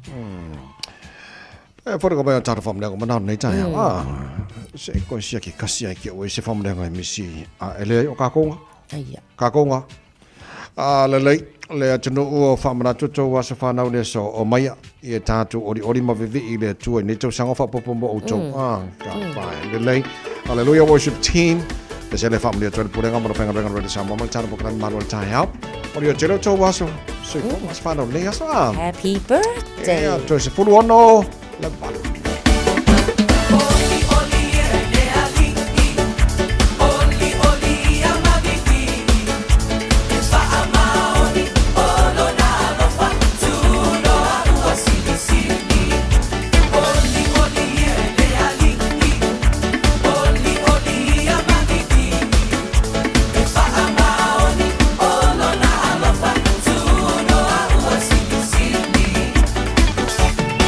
Bye.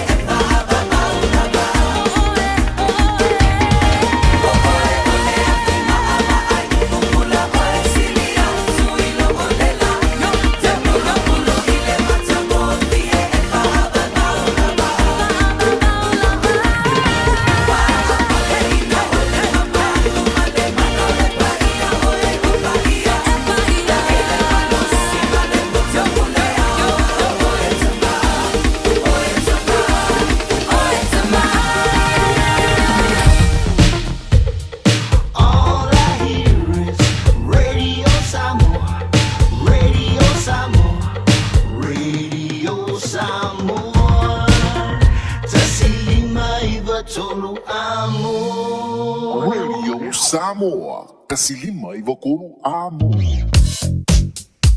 Sais fala vela tau ta'avale sa li potia se taimi le mamau atu on State Highway se fulu maleono Helensville to Waimoku le nasa iai se fala velave ia so le nala sa ta puni ai le vale na mai Twin Spring Drive and James Mackey Road I le taimi nei o le tae au tau nina ia whailo atu of ta'avale tau tua na le saunga le mu faisi pisi o nisi fo i o vaenga o lungo o tato wala tele le nei taimi o lo mai tau watu nisi ne o vaenga o le nai eilu i poloka ia ma slow down Hillsborough to Nelson Street on State Highway Lua se fulu State Highway 1 Mount Wellington fa pena fo ile mai tawati Takanini and Papkura to Juri vaenga na ole na olo yai poloka ia ma slow down ile nei fo taimi on State Highway Sumaleono te attitude to CBD I vaenga umalava fo I ole ala o lo o yai Pakuranga Road in a westbound o lo o fai lava si le mul taimi le nei pea ma le se fulu fitu minute le travel time le na olo yai kai papasa lo mai tawati fo I ole na olo o tele na poloka I le nei taimi ma le vaenga na Park Road and Simon Street mo oi abta avale au e whaafonga mai le nei taimi tautua na saonga le mu pea lau whainga malanga whaafonga mai malua le tau Radio Samoa ina mutu es futasi minute sa leo le tu lai valu Radio Samoa taslima e vatolu amo. Got relatives visiting New Zealand? Don't let their travel emergencies become your problem. With Southern Cross Travel Insurance for non-residents, they're covered, with assistance available 24/7. Get a quote now at scti.co.nz. Talofa Samoa, I mawhai na fisoasoani atu Dr. Chen pe a whai te a fiele mai suka. Tauta mawalunga, le maua se whanau, mai sela, fatunga o, ti ngā le ua po tuli, whaalusi le tino puta, ka nesa, ma le tino mangeso. Maua fo I le kulini fulunifo mo ni fo ti ngā, ma toi whaafi lesi ai lau manawa. Tele nisi o loa e fisoasoani lo soifua maloloina. A fio ane loa e va ai Dr. Chen, I le tuatusi lua ono Great South Road, Orahuhu. Telefoni lua fitu ono tolu tolu fitu fitu extension numero lua. Whaasila silanga tā ua o tau nuu I whanua o loa fau mo le tātou whale o loa o le Eveni Pacific NZ I Aukilani nei. Mauala e top a tamaitai. Ia mauti noa fo I le vingo papa I so nā loa fau. Susu mai le Eveni Pacific NZ store mai le asonga fua ngai le asto nai. Se fulu I le tai awa ngai le ono le afiafi. Toa tusi Tasi John Coulter Drive, Auckland Airport. Whaafsa ngai tonu lava ma le KFC ma au tafa ni o le warehouse. I le shopping centre le malai vaalele. Talofa Aukilani, ua lata mai le aso e te tala aloa I ai. Le whale o loa I le laumua o Mount Wellington, le Middle Asian Supermarket. Whaamau I lalo le kālena, le aso ono uni. Susu mai, ma au maita maiti mo whaafiafianga whaapea fo I le face paint, ale whanau I lea lava aso. Tele mānoa noai o whaapitoa I tutonu o le whale o loa. Tala I atu le tala iau a inga mawo o na tātou whaatasi lea. I le tuatusi 5 Ellerslie Panmure Highway, Mount Wellington. A mata le whaapmoe le se fulu le tai ao, le Middle Asian Supermarket. Wakalawe malu le tai Radio Samoa se fulima I watolo a moto iwa mido jolo jolo tale o le tula valu o taro tala me Samoa o ngatoro nei vai aso pea tala valu e le tai o nei whaata lofa le taro wakalawe nei vai o le tai au I tātu whale inga umalava o la tau iolo o ala popo ma la usu e ngā sese ia whangata mafa le tunu mai lava le malu o le tai au whapena fwoi tau mawhatanga o le awa uli ia whapena fwoi ma le fiafi malo le on sai malo le wha malosi o malu luri nei vai teimi o le whaingo fia fwoi le usu le kai au ia malo lava le ngā sese ia wa o tole la atua fwoi le au fia ai ia wai ia lai ona taun whaaftari tāpua kalama nei tai au tasa le tunu ia mako fwoi kako ngā ngā kua lau o umona ngā sese mai le ta maftanga na pau ar meon aver kupe I or kaka ngā sese ngal ka mafa ia mele ta maftanga ia ngā alwale o e fifi ia ai o le alau so la tau nei le tai au ia ele whaingo fie ma no whaaftai no maua ni so li poti tatana no infantano fai fale ainga ai ni so fale ainga makalapu o tau os fa ia le au a mio vale fo ia scammers me no ka fa vale ole ai ua maonga Ngalu le fai mai o ki ngalo manga vai me ala manga ko refund mai lang ko besale ai se mo kwa se fo ko nga winga fa pe ali mana ia tele tawai ato no nga fo mo fa fonga mai na yo tato uso o lo ngalu le malo si fale ainga ia ma fai ale nei fo I faiva ole fai o nga o si o ta ma fa mo fonga ma o la loi Wellington e to alua ia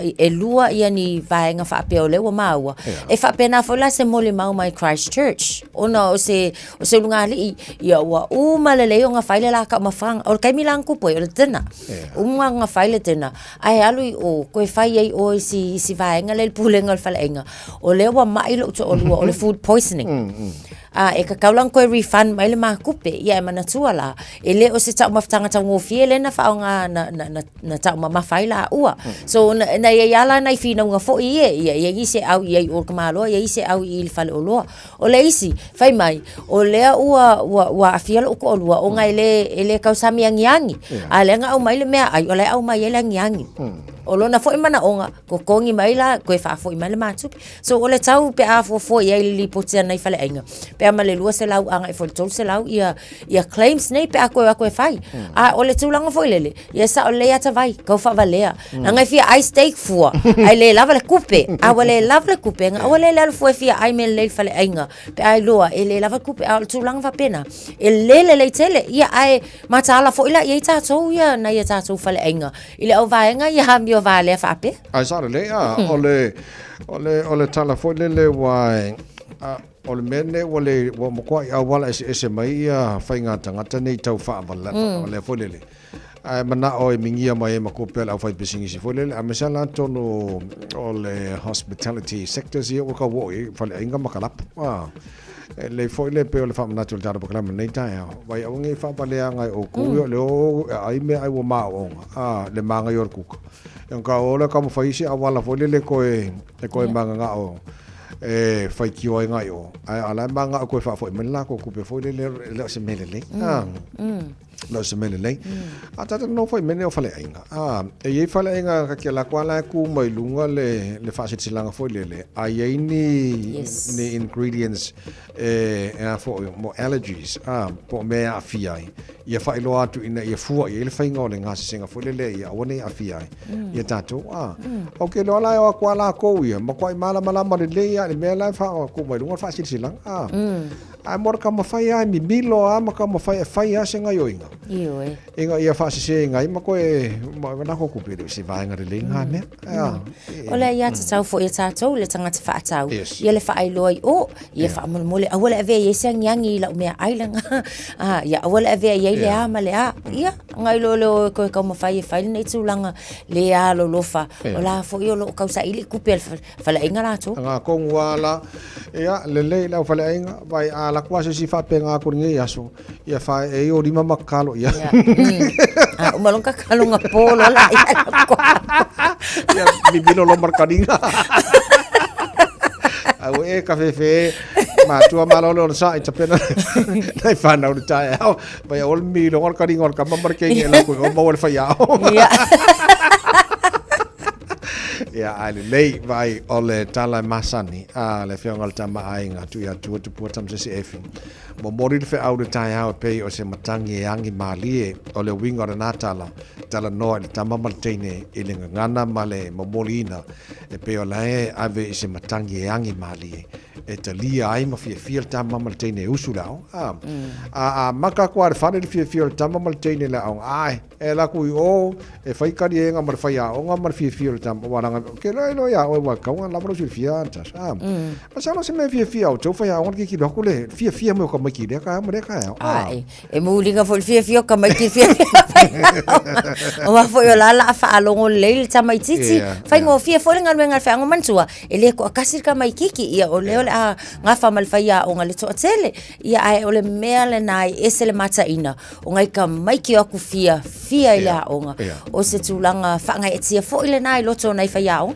laila o no su fia tamai wa fo lai le le to no fale na tapena to ile usul tamai ti la ngal ka yao ia le ia ma tua ma loa ya ko lo sa nge ka yao ma loa mi ngoi ma di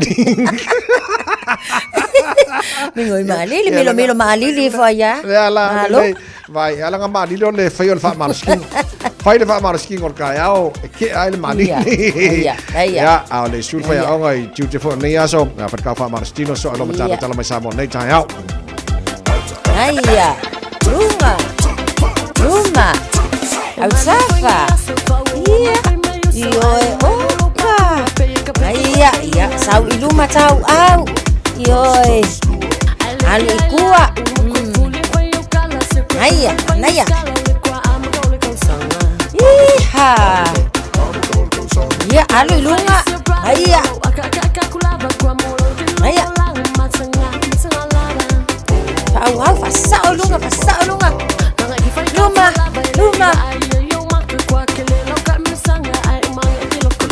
Aiya. Matsanga.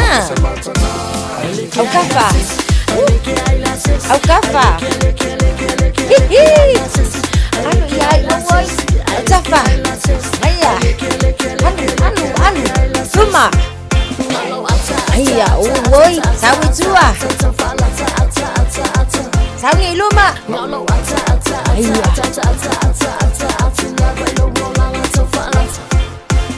Kafa. Yes. Lalo. Au tafa. Luma. Lalo. Allo iluma. Savali iluma. Kikile vai. Woohoo. Aiya, la mai tua. Aiya. La au tafa. Kafa. Au tafa. Yo. Luma.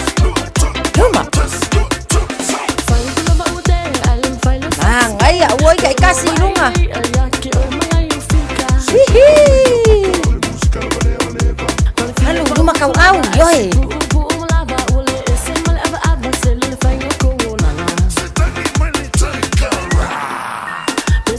Iya, oi.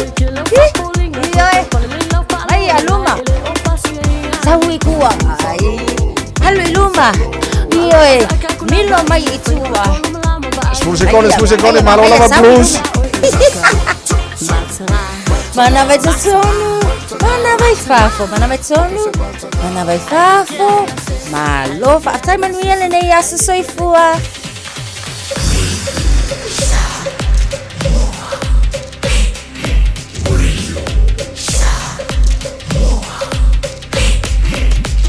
Tasilimo ivo tu, amo. Usi mai alau whaafafonga. Telefon mai Samoa ia sa taitasi. Wa au mai mo oe ona o le langolango mai a le talofa voucher. Whatalofa no tātu o tunu o ngā tutono le nei fwoi wā yaso. Ia usi mai alau whaafonga. Wa whailo nei ele mtanga luenga o tupe le malo ele o iaise suinga. I le tongina o ai tālafu I whafo. Ona o lo muri ta ia au wala whaale tū la fono se ia vangana. Ua whaia ni suinga. O le pepa o whaasana longa whalawa I tele mai lea mtanga aruenga o lo iai le vaia ma le pule o tupe le malo. Wa tali atu ai ni whaasana longa whaatatau le tūlanga. O lo pule ai ngā aruenga tau tupe whaasino. I le tutongina o ai tālafu. Wa whaailoa e lea mtanga aruenga le malo. O ia whaasana longa wa tai se ai lea tuno.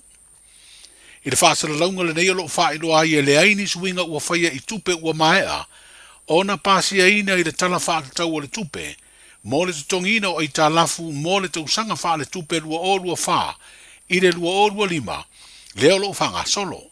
E wha pena fo I tausanga wha le tupe ua tuanai, se ia vanga na aile teimi na whaatino ai marianga, I lalo o le Debt Servicing Suspension Initiative, I le vai teimi o le wha mai o le COVID-19 fulu maleiva.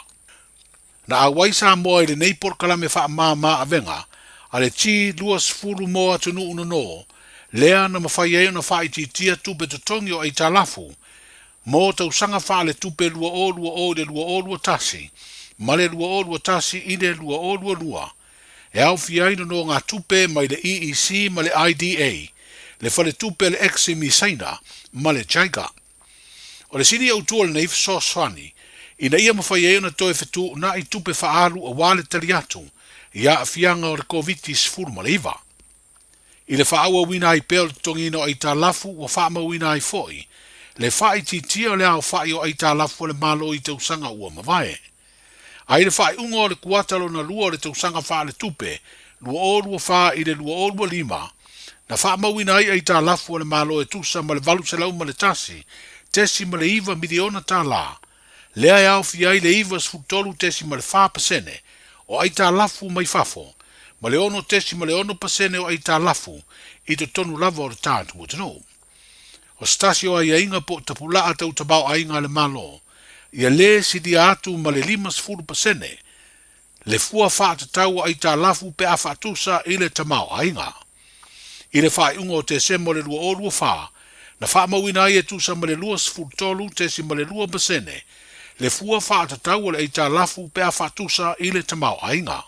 O whare tupe te tele mai whafu e tolu o lo no mai ai le malo Samoa, o lo au fi ai le whare tupe le Exim Saina, le whare tupe le langi po le World Bank, ma le whare tupe o atina o Asia, le Asian Development Bank, ai o le whaputu ngā tupe teu whawhai ngā ruenga o mawai ngā tausia Samoa, le Unit Trust of Samoa po le UTOS, o lo o whamawina ai tā lafu i tu tonu o le atino. Whaaria lava ni tanga ruenga o tupe aro tātou malo, tanu mai le tau sanga lua o se furu malefitu, e le i toe no lava le malo Samoa, ai o lo o whao ngā tupe wha mea lofa po grants, mai pa anga tau atiae, mō atina e te tele a le atino. O le iro i longa le IMF po le International Monetary Fund, ia november le tau sanga lua o lua wha, na wha mautu mai ei le si tia o le tūlanga o le pule eina o aita lafua Samoa, mai le tūlanga lamatia mawalunga, i le tūlanga lea lamatia feololo, lea e mawhai ai o na toi no mai le malo Samoa, mo nisi ati na e le tunu, i le anga i atu i le numanai. O mamori atu le komiti whaafoe o le whalaptonga o tusitala ma tangata whaasara lau o Samoa i le malo. Se tu alalo malosi ua fina wina aide ave se aloa masolo ia, mai le tu la fono o sori ngā tu la fono, po le Crimes Act, le aia inga o lo avano ai o na avea o se sori tu la fono, po se criminal offense, le whaio ni tala manisi lava ngai o inga e whaale ngai se tangata. A lava maua leo leo pe a whaise sue sue ngai se tangi, e wha uruatu o no le aia inga, o na whaia leo se morianga, po ni morianga i se tasi po nisi ua tua ia. O le tualalo o le komiti whaafoe le whaalaptonga tu sitala ma le au whaasala lau o le atunuu.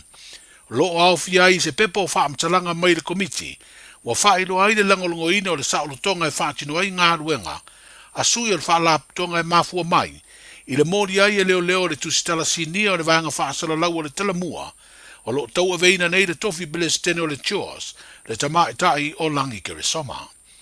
O le whaonga ina peo le ai e inga whaale tu la fono, o talitonu le whaalaptonga le a ave pēr ma se tasi o awala, e lamatia ai le whaatinonga o ngā ruenga tu sitala, i se tūlanga tuto tasi e au noa, ma le aia aina pe whaalaweleweina ini taumawhainga, e nāti ai le whailo atu o le mea moni. Mō le si le fia na ave esea masolo ia mua mua, le avaenga o le tūla fono o sori ngā tūla fono, i le tausanga e luafes furu ma le tolu. Peitai o le tausanga e luafes furu fitu, na toe wha o ngā ma ave ai i le pāle mene, ma pāsi ai lea waia i ai nei, o le criminal defamation ai wale o le criminal libel, e peo na sai ai mua mua.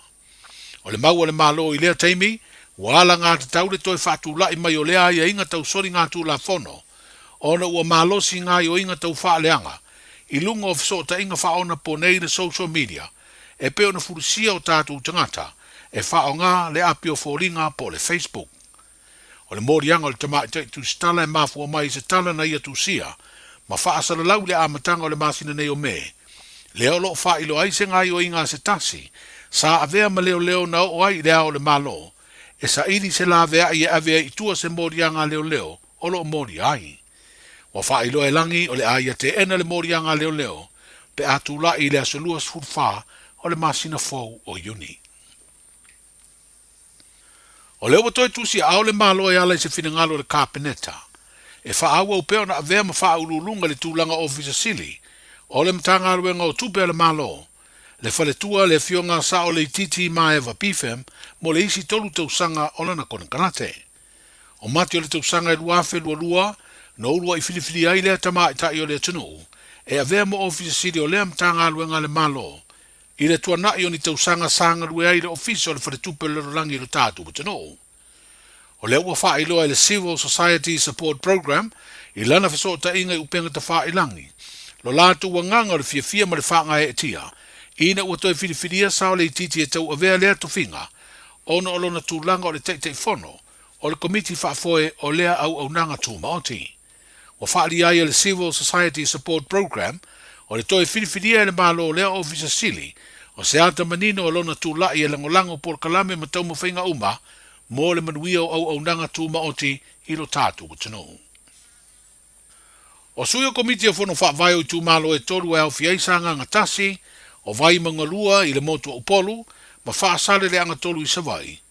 Wa mawai nei le au wha inga e tolu o i tū malo wha palota, ua wha mautu sei ni ngā lima ma le malo, mo le wha matu uina e o vai ngā tūpere tūwhatufanga o le miliona lona tolu. O le asalua le nei vai aso na wha mautu wai sei ni ngā lima ia i tū malo, e ala i sui o lato komiti o whono whaavai. O le tūwhatufanga mua e mawai le fitu se lau afe tā la, wa au fia ida vai ngā tūpe se lau ono sifuru afe, mo le wha tupeino ngā luenga o le ofisa tūtutonu, wha pea alauni matotongi o le komiti ma le au whai ngā luenga. O le lima se lau wha sifuru afe tā lai wha o ngā i polo keti, ua wha mautu mo le manuia o tangata o ia i tū malo. E fitoa wha matu le vai ngā tūpe tau se lau afe ato ai le tasi le miliona, pe a mai a pasia li poti o le wha o ngā ina o se leni, ma le li poti o le sue ino, tupe. O lo toi nei tū malo wha palo te sifuru ma le iwa, e le i seinia marienga mo le miliona lona toru. A o lumana iai le wha i unga o le masina fōua iuni, e mai ai le tausanga wha le tupe o lo wha ngā solo, le wā iai ai vai ngā tupe mo le tuwhatufanga, o le miliona lona toru mo i tū malo wha palota, e lima sfutasi o le tātu, tino. Talai o le nei aso, soifua. Talofa, we're the Katinas. Talofa, this is Pat Lamb. Talofa lava o aola pi Mariner. Mau pelo li tio. I le Radio Samoa tasi lima iwa tolu amo.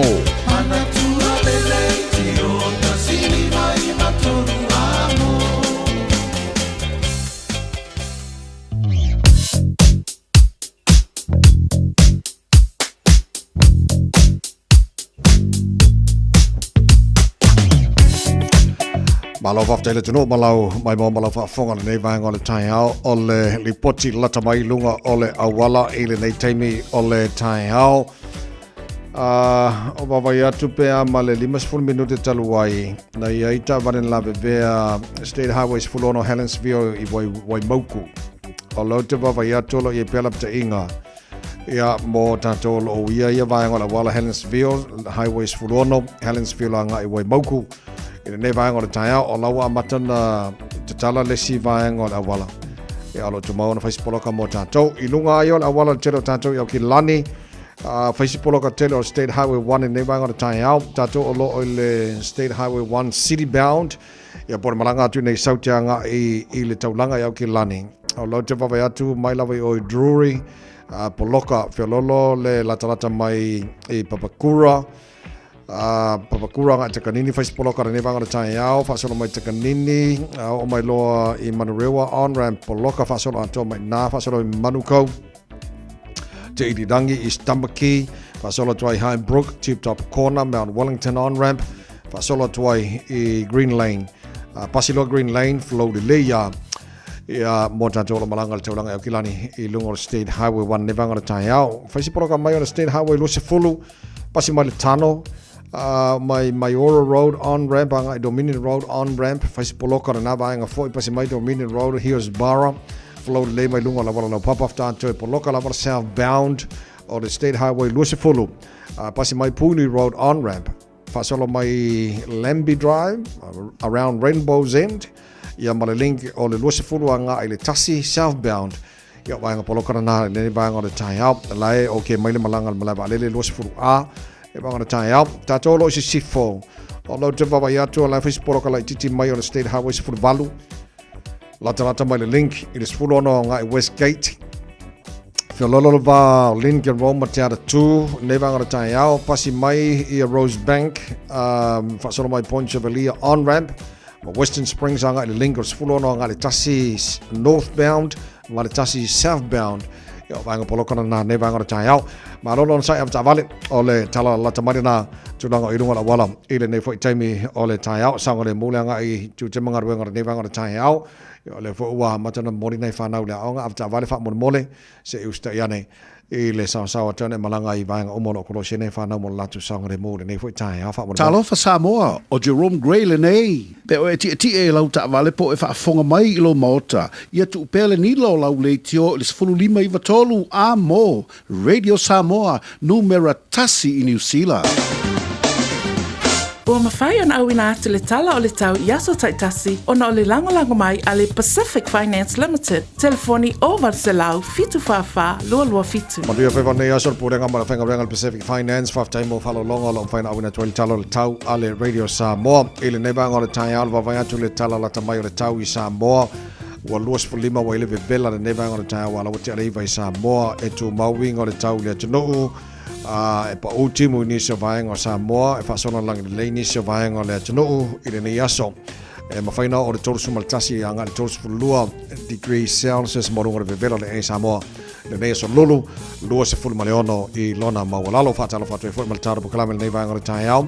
Mamaro le atunuu o lo mai Samoa le tara pukalame maa lolava. Ia le soi fua manuia. Tara wa turanga I le tau I Australia. Whatara whatu to telo tara pa anga I so se vaenga Australia. Malola wa se fua manuia o ka se maru lure lau moi Canberra. Le nevanga le tai au. Le sa whatara wa mainisi o tatu pa anga.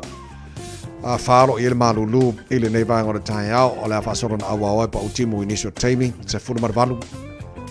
O le baunungana al malu o le ea mo Canberra le so. Lima ilona mawalalo. Wawai atu I Melpone, marulu fo I Melpone ne vanga le tai au tolu lo iai. E le marulu le ne vanga le tai au o le afasono susulu mate o fire lanta o fiololo le marulu sifu fitu. O le maurunga na le marulu le ea mo Melpone le so lua ilona mawalalo. Mo sini Australia, malo se fo manuia. Pa angal tara paklami so se vanga sini Australia lo mai mo mai yes fuluono lo ile marulu o le ea le ne vanga le tai au. O le afasono na awa oe pa utimu ni so taimi lo sfutasi. Mo runga na o il mafana mo tau.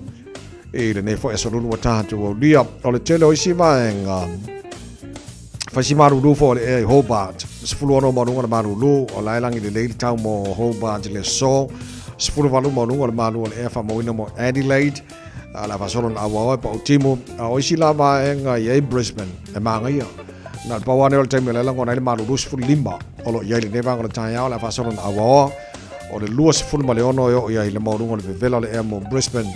E le nei fo Iaso o Perth, Australia, se fulula ele marulu le nei vanga le tai au, ai awal popole, ko fa marulu I morngikai, awa a o inao, masusulu le la, o le avevela le emo o tau lusu lima, I lona maulunga, sul matango fia fo le la, tele vanga o Darwin, vevela I o le ea toros putasi, I lona maulunga, o le vainga lata marina la vai tau, tulanga I le tele vaenga Australia ma le tau o nga tona vaso o tātu iai se mai le tau I le no whanga whasalanga Radio Samoa tama ki makaurau au ki lani o vai atu ola so le se iwa ai le susuru le lama ko a beautiful pineapple susuru le lani vanga le tai au na paua le whaisi ma ingi le kiki o le kai au I volo iai I le nei vanga le tai au o le whasolo ina awa oalangi le leil tau mo tātou le aso atoa Sifuru valo le maurunga na le maru le efa mawina mo au kilani ne yaso tai au pe au lia le aso sulu matango file la kau marulu le kikia sifuru fitu maurunga marulu mo tātou le soa tai au pa solo atu I ona tu atu la sifuru reilio la langi le leili tau langi le leifu le aso na ima le aso sa au aora se ngofua le aso fau pa utimu le aso lua o le nawa yaso luma na iatu o whamabonga I au tu na mai la vai tau I le nei fo I vahenga o le tai au fau Ua loa le tautua le Pacific Finance I no ngā tupe mo so se wha moe moe. Maliu, whai puiponga, aso whanau, sa whai whai ngā balononga, ba so se wha lewe lawe. Apa laine lo le pacificfinance.co.nz. Pea wala au le oval se lau fitu whawha, lua fitu. E talo sanga sauna no ngā tupe I le bao le 5 se lau tala, ma le lua se furu hawhe tala. E lua minute whai lau talo sanga online, www.pacificfinance.co.nz. Ai tasi le tu lai whatali e se tali. E iai, ai inga whabitoa. Pala au lo le Pacific Finance Limited ile over salau fitu fafa lua fitu over salau fitu fafa lua fitu Asfumba fitu lo jale tu lai valu malo fa tele tunu ile nei time ile time mana to manu yela mai mo mala fa funga mai a faina MC taru tala mai sa mo no fa si opisi le tai au awake popole ala te whaasalawina mo oe pēta le July se fulu mana lua le o le so. Ia, a pisi fo le se fulu lua le o le lai mo le sia manoa i le tal fitu po ana nei. Ia, ma le wha mo le a moa se si wha pongo a taru tala mai Samoa nei vai so le tale falu i le tai au. Na mai se le fia mo o loa o mea lo tupu i Samoa. I le nei fo ia so pēna le patia. Tu mai Samoa, tu sa mai Samoa taru tala. O le nei fo i tai au fau. A fa peo lo faisi le vai le itoe no mai tupe Samoa mai i faltupe. O lo masane no mai tupe. Mangaia nga ia me ole me mana ile na ole awurton no ina mai tupe ai kokongi ai kala ia wa o ala foi ina leitongi no jala e or kai me ko mga bien ko pengo mai ma wale atina ina o ni foi vai nga Samoa ko ke dele le leo tatu tongi na ai kala fo ia e faltupe ia tino fa fo ia ma fai ngo fie fo no atupe na mia ia o mana te na fo fa ko nei tai Tau tōma rua Samoa Swanima, iwa tōru a mōsi mai lau whaafafonga o tātou mau Samoa. O le nei fo'i, tae au.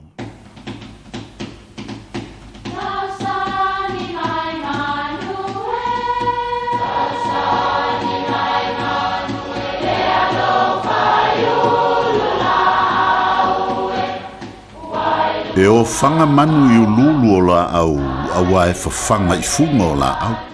A o le tangata, e whawhanga i upu matala. O le mawhileo o alanga upu mamuanga ngana Samoa maona whaapongai, e a fua i lona sio mianga.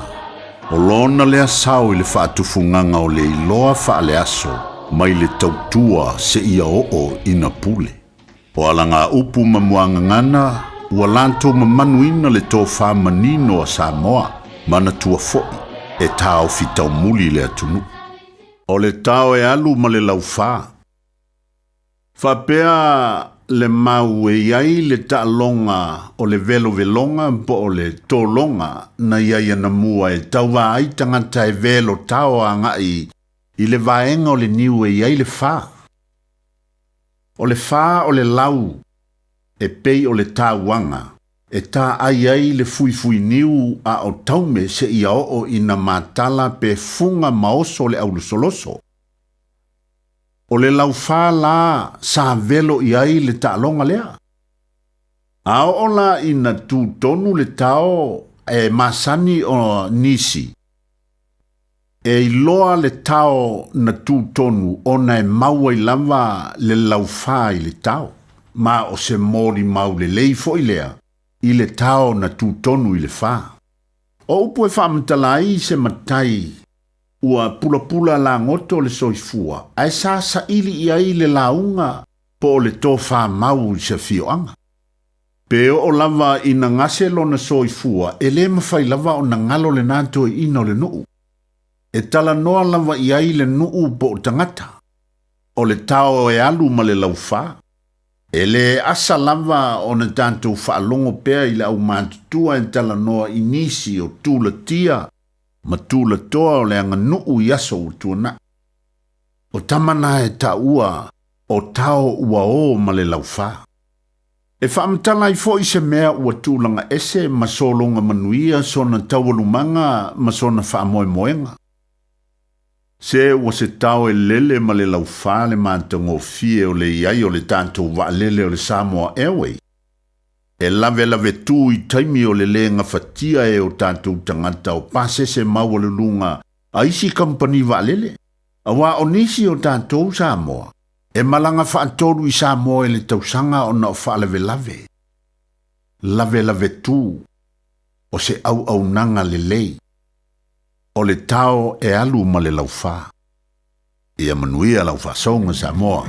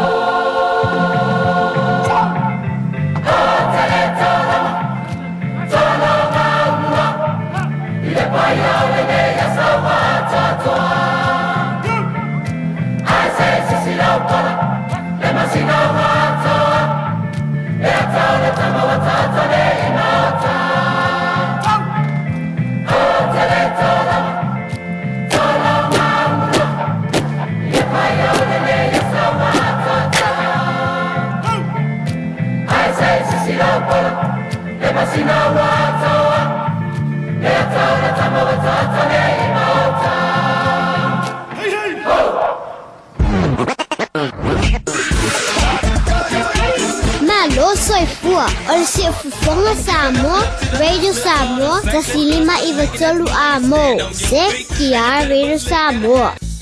Faasila silanga tā ua o tau nuu I whanua o loa fau mo le tātou whale o loa o le Eveni Pacific NZ I Aukilani nei. Mauala e top a tamaitai. Ia mautinoa fo I le vingo papa I sona loa fau.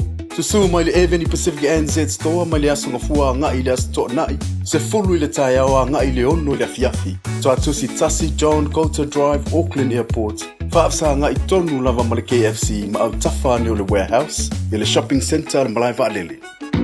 Talofa. Wa o salmasinga fale lua team toilolo o le loia Samoa.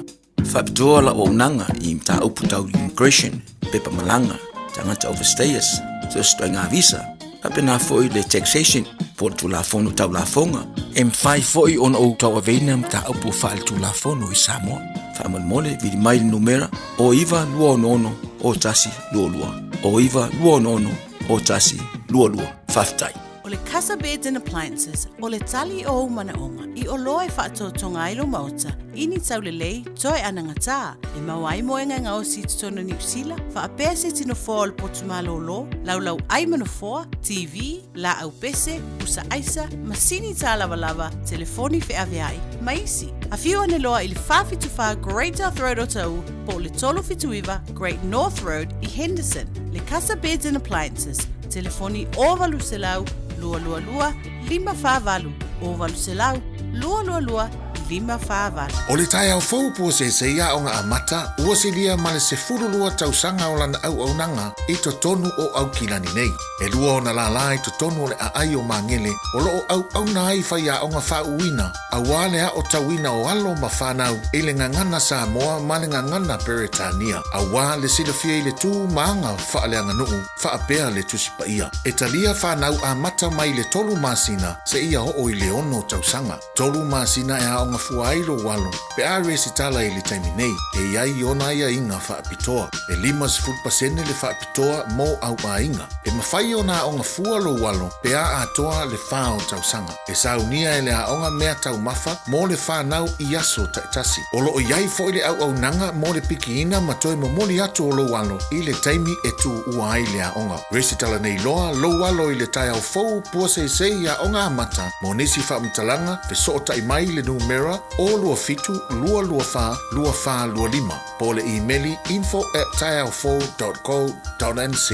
Awa o le tama e tusa maonala, a o ina matua, e le to e te aese ai. Faasila silanga tā ua o tau nuu I whanua o loa fau mo le tātou whale o loa o le Eveni Pacific NZ I Aukilani nei. Mauala e top a tamaitai. Ia mautinoa fo I le vingo papa I sona loa fau. Susu mai le Eveni Pacific NZ store mai le asonga fua ngai le aso toa nai. Se fulu I le tai awa ngai le ono le afiafi. So atusi Tasi John Coulter Drive, Auckland Airport. Whaafsa ngai tonu lava ma le KFC ma au tawhane o le warehouse. I le shopping centre le malai vaalele.